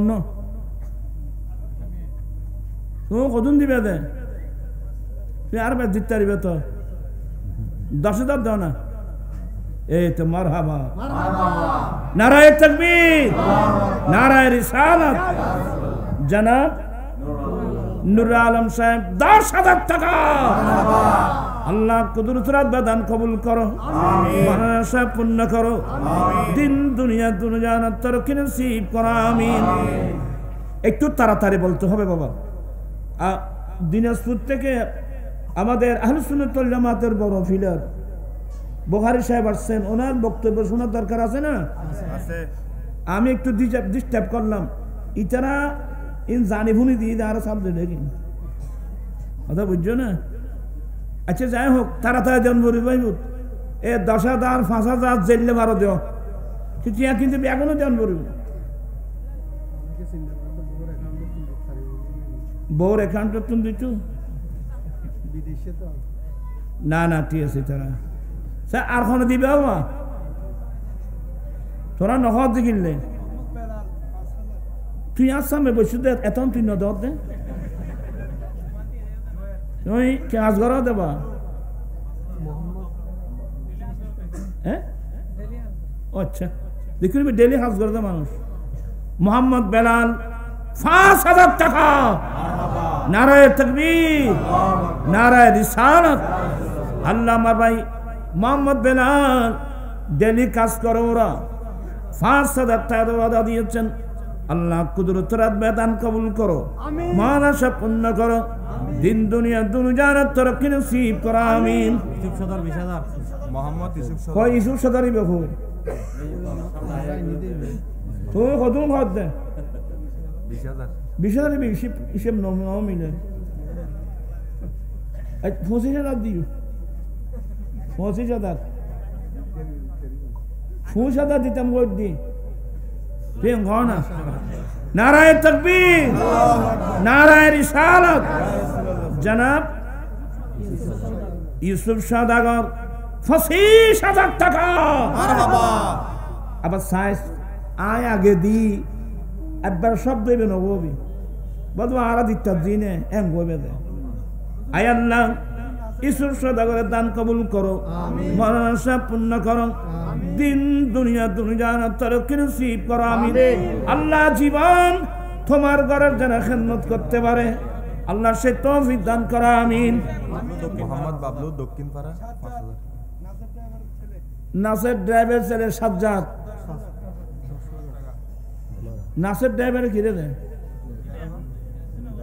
আচ্ছা নাসের সাহেবের ছেলে সাজ্জাদ 10,000 টাকা নারায়ে তাকবীর নারায়ে রিসালাত আল্লাহ কুদরতের বেদান কবুল করো, মনসা পূর্ণ করো, দিন দুনিয়া দুনিয়ার তরক্কি নসিব করো আমিন। বাবলু দক্ষিণ পাড়া 5,000 দক্ষিণ ভাড়া বাবলি বহন না সাই তোরা বুঝছো না বলতে তোরা বাড়াই দিবি আর তো বাড়ি চিত্ত কই বাবলু কই তো কদম দিয়ে দেন কে বেড় চিত্তার ভিতর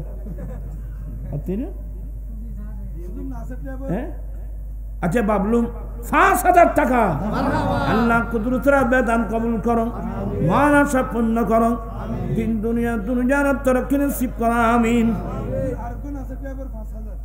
আরেকজন নাসির ড্রাইভার 5,000 টাকা মারহাবা কইতো খুশি করে থাকে না আল্লাহ কুদরতের বেদান কবুল করো, মানসা পূর্ণ করো, দিন দুনিয়া দুনিয়ার তরক্কি নসিব করো আমিন। ও নাসির ড্রাইভারের চ্যানেল এতে কি কাজ করে দেয় আল্লাহ নাসির ড্রাইভার চ্যানেল আল্লাহ তাকে তুমি জগৎ বাসা হাফেজ কোরআন বানিয়ে দাও, মানসা পূর্ণ করো, দিন দুনিয়া দুনিয়ার তরক্কি নসিব করো আমিন। বেলাল সদস্য এই বেখন বেলাল কই বেলাল তুই কে হাড়ি আদাত না ওরা ফোর খারাপ দেওয়া না তোরা বেলাল কি কাজ করে দেবা হ্যাঁ বিকাশ এটা বেগুন ঠিয়ানো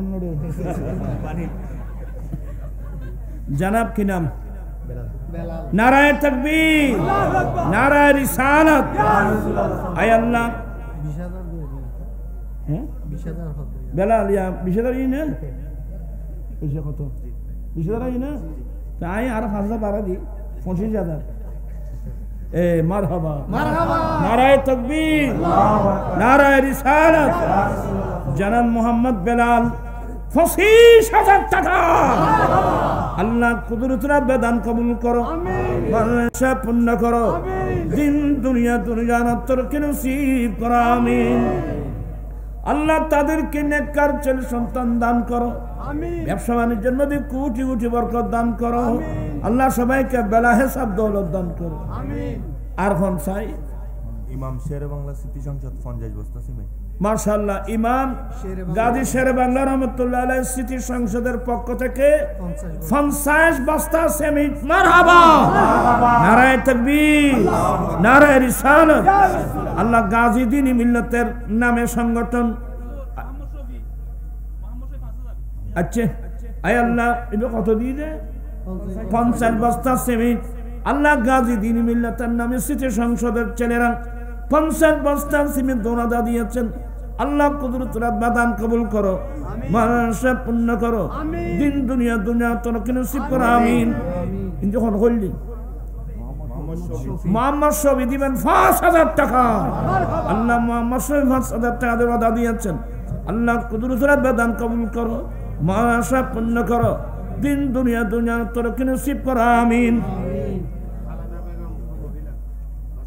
এতক্ষণ ওকে মাইফা ফাঁস বাদি মাইফাই বেলা তো দোয়া করুন ধরিব খালেদা বেগম আল্লাহ একজন ভদ্র মহিলা 10,000 টাকা আল্লাহ এনে জামাই নো আছে না এবার জামাই আছে না কোন না এবে তুই নে তুই তো সালাম তোমার নামে নদী বউ নামে দিও দে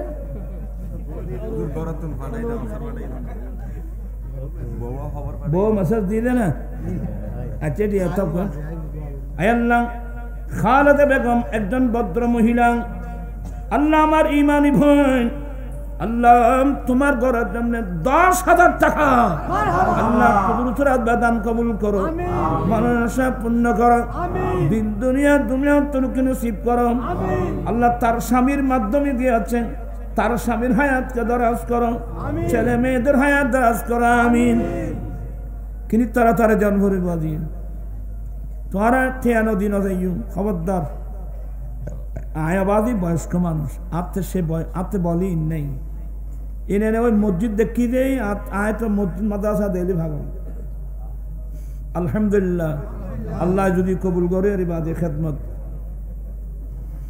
ইয়া একান অক্সিজেনিয়ে বাদে জি অক্সিজেনিয়ে সারা 4 কোটি টাকার বাজার মসজিদ এন দেনে আল্লাহ আয় দিজিনো ইন দেনে তো আল্লাহ ইন উগা রবি অর্ধেকদের বাকি অর্ধেক মসজিদ কমিটি সহ বিয়াগুলো মিলি হ্যাঁ প্রায় 4 কোটি 4.5 কোটি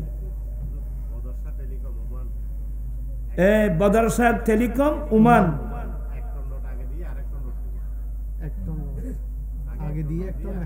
আচ্ছা আগে দাদিন হয় কা আগে দিয়ে বলে তো দিচ্ছে তিনি ভাই আমার ভাই কি নাম বললি বদরসা টেলিকম মোহাম্মদ কুরবান আলী ওমান প্রবাসী 1 লক্ষ টাকা নারায়ে তাকবীর নারায়ে রিসালাত লোয়াইন এন্টার গাড়ি বারো না আন্না ভাই আয় আল্লাহ আমার ভাই আইয়ুব আলী ওমান প্রবাসী আয় আল্লাহ 1 লক্ষ টাকা দরদা দিয়েছেন আল্লাহ কুদরত রাব্বা দান কবুল করো মানসা পূর্ণ করো দিন দুনিয়া তুরকি নসিব করো আমিন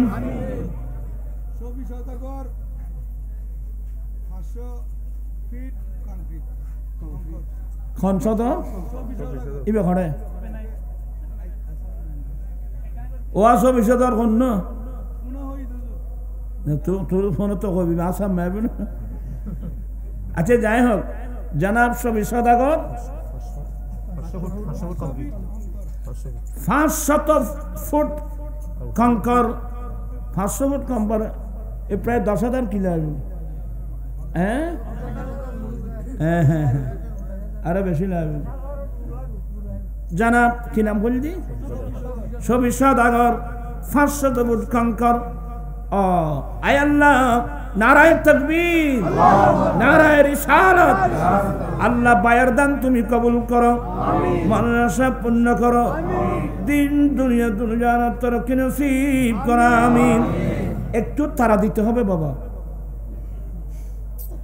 ইন্দি দেরিয়ে গেল ইন্দি বুখারী শরীফ ওয়াজ শুনতে না আবার এরপর আবার আর ভাই জ্ঞান আছে আসানটা জানো আছে একবারও শেষ হবে তোর তারা জাতিয়া দিবে না তারা দিবে না আর খন চাই অত্র এলাকার কি নাম কামরুল হাসান জনি বহরে এটা আছে না জামা শহীদ কোন এই এলাকার তো শাদি করছে দেরি জামাই শহীদ করতে শহীদ মিয়া 5,000 টাকা আল্লাহ শহীদ মিয়া 5,000 টাকা রদা দিয়েছেন আল্লাহ কুদরত রাব্বানা কবুল করো মরণাশা পূর্ণ করো দিন দুনিয়া তরক্কি নসিব করো আমিন কামরুল হাসান জনি হড়ের প্রবাস ও আচ্ছা গুরু হওয়া না কামরুল হাসান জনি কত 10 ব্যাগ সিমেন্ট মারহাবা আল্লাহ কুদরতের দান কবুল করো মানসা পূর্ণ করো দিন দুনিয়া তরকি নসিব করো আমিন তোরা আর বেশি চালাইতে না একটু ঠিয়া দিতে ঠিয়া ন দিলে আর বসাইতেন না ইয়ার পয়সা খো ওরা লেখন না আর খন খো এই ফেসুদি ছবি হনে দিয়ে দেন এবার ছবি থাকছে তখন তোরা মাধ্যম তখন মান্য তোরা ফেসুদি ছবি দিলে কেউ জানো এই খবরত আসো না তারপর বুঝিবি সে তাড়াতাড়ি খ আর খন আছে তোরা দিছে না টাইম ভদ্রই যাবো নটা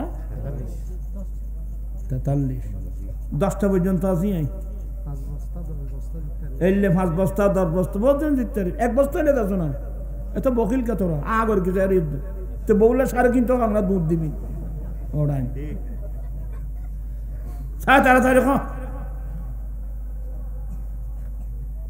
ওই আর করছি তো নেবে কি নাম আর জাহাঙ্গীর আহা এবার কোনো এলে কোনো গেছে তো না আমার ভাই জাহাঙ্গীর 1000 না নগদ দিয়েছেন 1000 টাকা আল্লাহ কুদরতের দান কবুল করো মনসা পূর্ণ করো দিন দুনিয়া তরক্কি নসিব করো আমিন একটু তাড়াতাড়ি খন পরে বাদি আজ যাতে কেন মসুর যাতে ভাই সাইনে আই থোড়া দান করে দে সব আই কই রে এলে সব পাই ভাই তাই তো আদাল্লাহ আলাল খায়রে কাবাইলি তোরা তাড়াতাড়ি যাও না মাই ভোগ্য ভাই যেন আগো তো না ভাই কিরো মাই ফার হই জামাত টিয়া গুন মাই বলতে ব্যাংকর চেক বই সব এখন বলতে তোরা মাই বল টিয়া ভাড়ো তাড়াতাড়ি জামাইয়ের কাছে গুন করো না বলে হুজুরে এডে টিয়া খোঁজের মসজিদুল্লাহ এখন বেগুনা হাতে মোবাইল নাও না 1 সেকেন্ডে সারা ওয়ার্ল্ড ধরে যোগাযোগ করতে রে কেন দিবে ওই তারা দুজনে ভালো বেনুরা বেগম অসুস্থ 5000 টাকা বেনুরা বেগম অসুস্থ 5000 টাকা আল্লাহ বেনুরা বেগম একজন বোন অসুস্থ আল্লাহ 5000 টাকা দেওয়ার অনুদান দেওয়ার ওয়াদা দিয়েছেন আল্লাহ কুদরতের দান কবুল করো দান নসিব আল্লাহ তাকে সেবা যেন কামনা নসিব করো আমিন আমিন তোরা নই তার একটু দে তেও তেয়া দো আর দিবে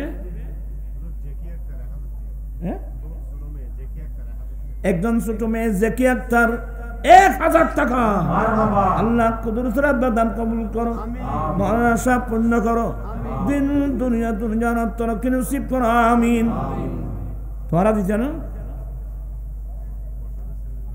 আচ্ছা যাই হোক তোরা ঠেয়াটু বাঁধি রাখবে সোনালি রুফালি ফুবালি হ্যাঁ আবুল বশর সাহেবের ছেলে 2000 টাকা আল্লাহ কুদরতের দান কবুল করো মনসা পূর্ণ করো দিন দুনিয়া তরক্কি নসিব করো আমিন আর আছে না সাইফুল কন্ট্রাক্টর 10 ব্যাগ সিমেন্ট মারহাবা আল্লাহ কুদরতের দান কবুল করো মনসা পূর্ণ করো দিন দুনিয়া তরক্কি নসিব করো আমিন ওই তোরা দিও রে আয় আনলই রাত কম নো আয় বাদি আর তো না বাদি তেরার এই গলা ভাড়াই খইবার সময় আছে না বয়স আছে হ্যাঁ মোহাম্মদ শফি 10000 এত কোথায় ঘর করে দাও তাড়াতাড়ি না দিবে পয়সা না দিলে পয়সা না কিচ্ছু এবার আরো 10 লাখ টাকা দিতে হবে কি নাম শফি ঘরে আর ভাই শফি কই এটা আর 4 বিদে করা জানা মিসকিন কি আরে 10,000 টাকা দিয়ে রে সাইকাই দাফা দে তোরারিং কইতো যখন আরে বাজি ইয়া কদম দিবে দে আয় আসছি দিন না বা 1 লাখ টাকা দিবে এই জানো আচ্ছা না তাইলে 50,000 দিবে দে রে 50,000 দিতে পারবে তো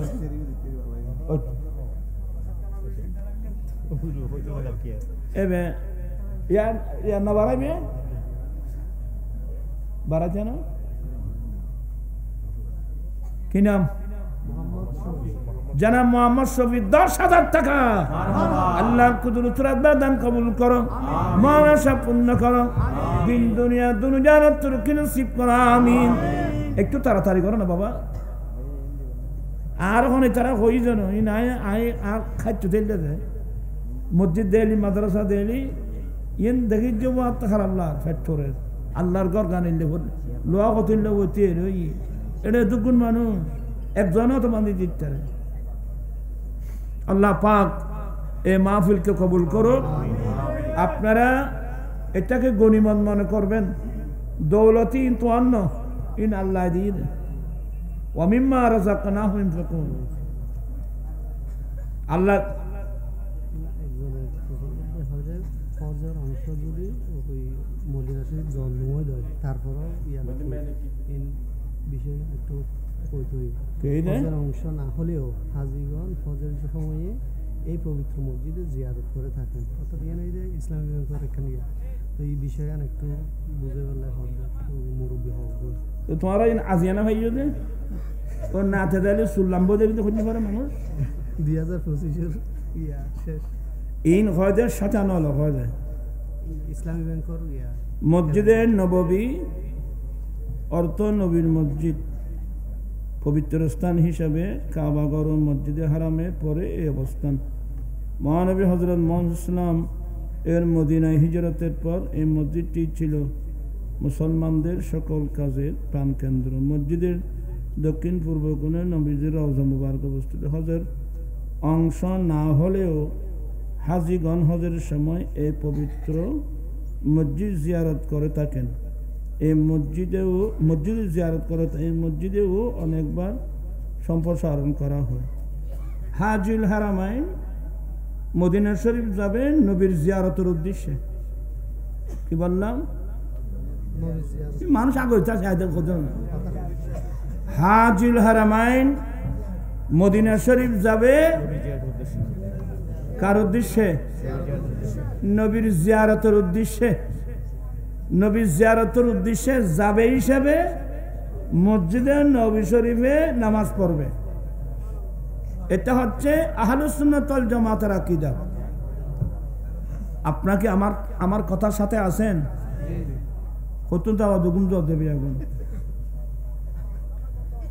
আমরা শুধু আহলুস সুন্নাত না কওমি লাইনের বড় জোর ইনুনা কওমি লাইনের বড় জোর খলিল আহমদ আম্বেটবি তার কিতাব আল মুহান্নাদ এই কিতাবের মধ্যে ওনার কাছে প্রশ্ন করা হলো হুজুর হাজুল হারামাইন মদিনা শরীফ আল্লাহর ঘর হজ করে যখন মদিনায় যাবে কি নবীর জিয়ারতে নিতে যাবে ওয়াহাবিরা বলেন মসজিদে নবী শরীফের জিয়ারতে নিতে যাবে এ বিষয়ে আপনার অভিমত কি এ খলিল আহমদ আম্বেটবি কওমি লাইনের বড় জোর সেও আল মুহান্নাদ নামক কিতাবে লিখতেছে যে হাজুল হারামাইন মদিনা শরীফ নবীর জিয়ারতের নিয়তে মদিনায় যাওয়া এটা ওয়াজিবের কাছাকাছি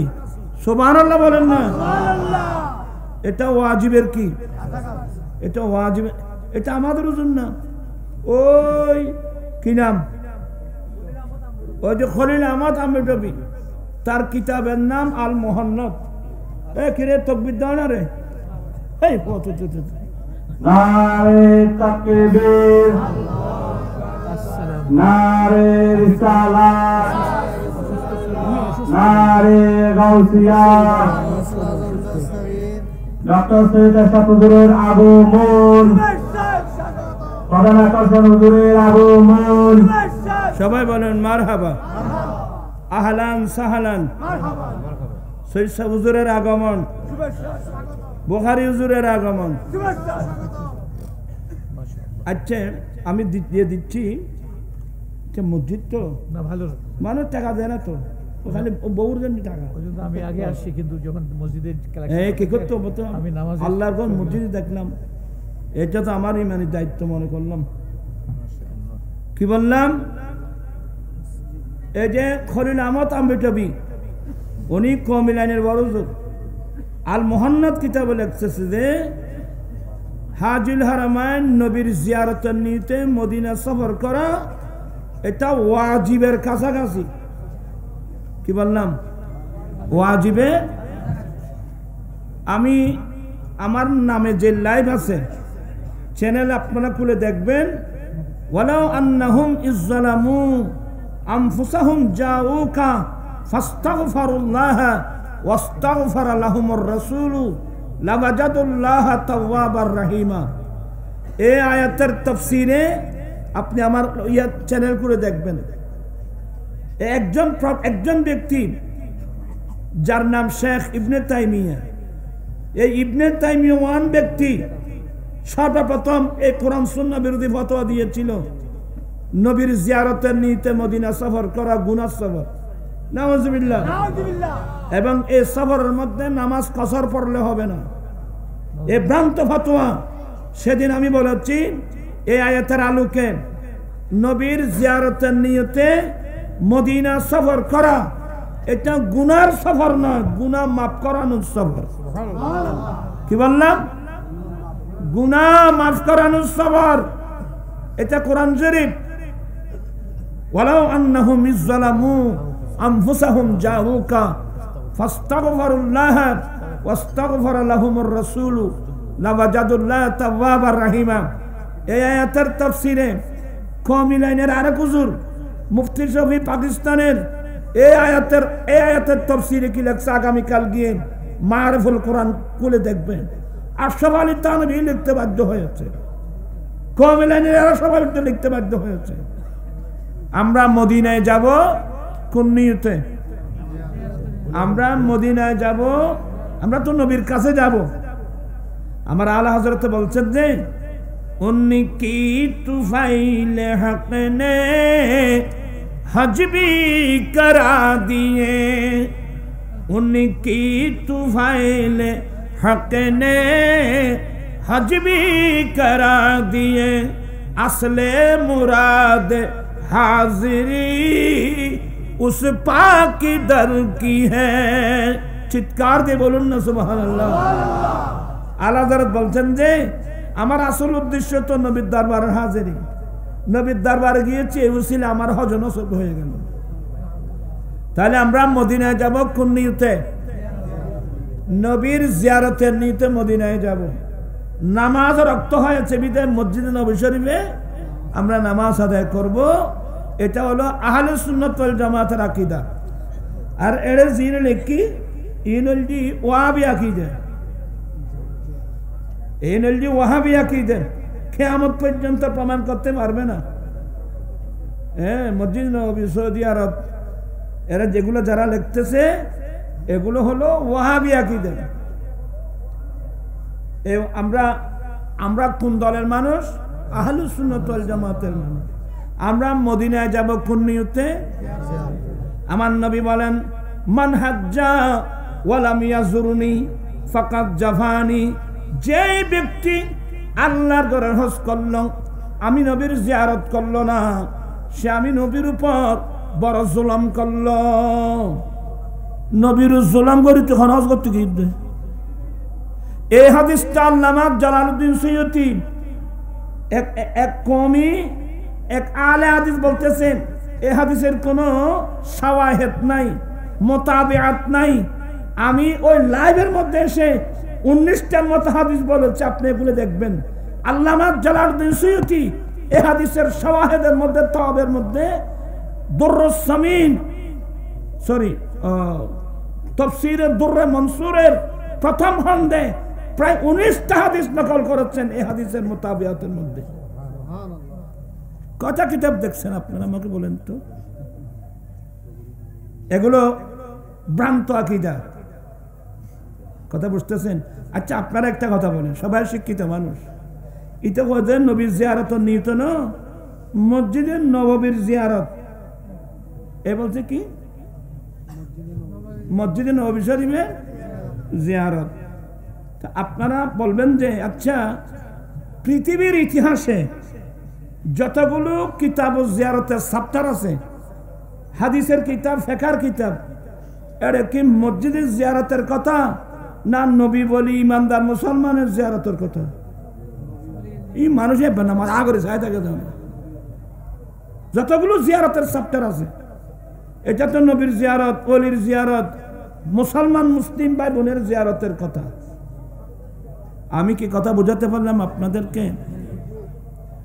আমরা মদিনা শরীফ যাব নবীর জিয়ারতের নিয়তে, যেহেতু নামাজের টাইম হবে ওখানে কি পড়ব? আমরা নামাজ আদায় করব, নামাজ তো বাদ যাবে না। কথা বুঝছেন? তো এই বিষয়ের উপর আরেক সময় আমার লাইভের মধ্যে আপনারা আছে, ইউটিউবে খুলে দেখবেন, পাবেন ইনশাল্লাহ, বিস্তারিত পেয়ে যাবেন। আর এরা এগুলো হলো ওয়াহাবি আকীদা, এগুলো আমরা সুন্নি আকীদা না। আহলে সুন্নাত ওয়াল জামাতের আকীদা হলো আমরা মদিনায় যাব, কার কাছে যাব? আচ্ছা আমি একটা হাদিস পড়ি, তো বুঝল তো সদ্য গোষ্ঠী জবাব, ইন্নাল ঈমানা লা ইয়ারিজু ইলাল মাদিনা কামা তারিজুল হাইয়াতু ইলা জুহরিহা। অপর হাদিস আমার নবী বলছেন, মান ওয়াজাদা সা ফালিয়ামুদ বিল মাদিনা। অসংখ্য হাদিস ওলামায়ে আহলে সুন্নাত যুগ যুগ ধরে এই সমস্ত বিষয়ের উপর মুদাল্লাল বয়ান দিয়েছেন। আমার আলা হযরত তো কত কিতাব লিখে দিলেন। অতএব এই তারা তারা কেন বুঝো তারা কলমাও তো আনে ভাব, এর কলমাও তালাশ করে পাচ্ছে না। আরেকজন বলতেছে কলমা এক লাইনে লেখা শিরিকের পর্যায়ে পড়ে। এটার উপর আমি কয়েক মাহফিলে বলেছি। ইমাম আল-আযম আবু হানিফা রাহমাতুল্লাহ বলছেন, আমার দয়াল নবীর হাদিস হযরত আব্দুল্লাহ ইবনে উনাইস রাদিয়াল্লাহু তাআলা থেকে হাদিস নকল করেছেন। আমার রাসূল বলছেন যে রাআইতু ফি আরিদিল জান্নাতে সালাসাতা আস্তুরিন মিন যাহাবি আহমার লা বিমাই যাহাব। আমার নবী বলেন, আমি জান্নাতের কোণায় 3টি লাইন লেখা দেখতে পেয়েছি। কি দিয়ে লেখছে? স্বর্ণের পানি দিয়ে নয়, পিওর খাস লাল স্বর্ণ দিয়ে 3টি লাইন লেখা দেখতে পেয়েছি। আস-সাতরুল আউয়াল লা ইলাহা ইল্লাল্লাহু মুহাম্মাদুর রাসূলুল্লাহ। আহলুস সুন্নাত ওয়াল জামাত এমন একটা দল, আহলুস সুন্নাত ওয়াল জামাতের কোনো আকীদার মাসলা কিয়ামত পর্যন্ত কোনো মৌলবী রদ করতে পারবে না। আল্লাহ পাক আমরা সবাইকে আহলুস সুন্নাত ওয়াল জামাতের আকায়েদের উপর অটল থাকার তৌফিক দান করুন। এখন ব্যাংক সেলিম 5000 টাকা, মুন্সি মিয়ার 10 বস্তা আছে, এই দোয়া করছি তো আবার কিলো আবার দোয়া করতে আরো 1000 টাকা বলুন। আল্লাহুম্মা আমিন। মাওলায়া সাল্লি ওয়া সাল্লিম দাইমান আবাদা আলা হাবিবিকা খায়রিল খালকি কুল্লিহিম। মাওলা হযরত বদর শাহ রাহমাতুল্লাহ আলাইহি সিটি সংসদের উদ্যোগে আয়োজিত আজকের মাহফিল কবুল করো। আল্লাহ আমার ভাই দেশে বিদেশি প্রবাসী ভাইয়েরা অন্তরগুলো দান করেছেন, আল্লাহ আজকেও মসজিদের জন্য যারা অনুদান দিয়েছেন সবার পক্ষ থেকে কবুল করে নাও। এগুলো সবার সোনার মদিনায় পৌঁছে দাও। আহলে বাইত রাসূল, সাহাবা ইকরাম, তাবিঈন, তাবে তাবিঈন, ইমাম মুজতাহিদিন, মুহাদ্দিসিন, মুআসসামাত আউলিয়া ইকরামদের দরবারে পৌঁছে দাও। সকলের মাকামাত কিয়ামত পর্যন্ত বুলন্দ করো। আল্লাহ আমরা যাদের মুহাব্বতের আব্বা আম্মা দাদা দাদি নানা নানি ভাই বোন আত্মীয় স্বজন যারা কবরস্থানে, তাদের কবরে কবরে পৌঁছে দাও। আল্লাহ আমাদের জীবনে গুনাহগুলো মাফ করে দাও। আমরা তওবা করছি, আমাদের তওবা কবুল করো। আল্লাহ কার কি সমস্যা সমাধান করো। আল্লাহ আমাদেরকে আহলুস সুন্নাত ওয়াল জামাতের আকায়েদের উপর থাকার তৌফিক দান করো। আজকে আমাদের মুআজ্জাজ মেহমান দিনাজপুর থেকে কষ্ট করে আসছেন আমার ভাই ডক্টর এরশাদ আহমদ আল বুখারী, আল্লাহ সবাই ধৈর্য সহকারে ওনার বক্তব্য শোনার তৌফিক দান করো। হায়াতে বরকত দাও, উলামায়ে আহলুস সুন্নাতের হায়াতে বরকত দাও। আল্লাহ আমি তো বলতে ভুলে গেলাম, আমাদের একজন প্রিয় মানুষ ঢাকা শহরের ফকির মুসলিম উদ্দিন আজকে দুনিয়া থেকে ইন্তেকাল করলো। ইন্না লিল্লাহি ওয়া ইন্না ইলাইহি। আহলুস সুন্নাত ওয়াল জামাতের একজন প্রেসিডিয়াম সদস্য, সাদাসিধা মানুষ, আজকে স্ট্রোক করে মারা গেল। আমাদের বিরাট একটা ক্ষতি হলো ঢাকা শহরের মধ্যে। আল্লাহ ফকির মুসলিম উদ্দিনের জীবনে গুনাহগুলো মাফ করে দাও। আল্লাহ ওনাকে জান্নাত নসিব করো, মাওলায়ে করিম ওনার পরিবারকে আল্লাহ সবর শক্তি দান করো। মাওলায়ে করিম আহলে সুন্নাত ওয়াল জামাতের সমস্ত উলামা পীর মাশায়েখ যে যেখানে আছে প্রত্যেকের জান মাল ইজ্জত আবরুকে আল্লাহ হেফাজত করো। আল্লাহ এই মসজিদটা তুমি কবুল করে নাও। অতি শীঘ্রই যেন মসজিদটা আল্লাহ সম্পূর্ণ করতে পারে সে তৌফিক দাও। বিহাক্কে লা ইলাহা ইল্লাল্লাহ।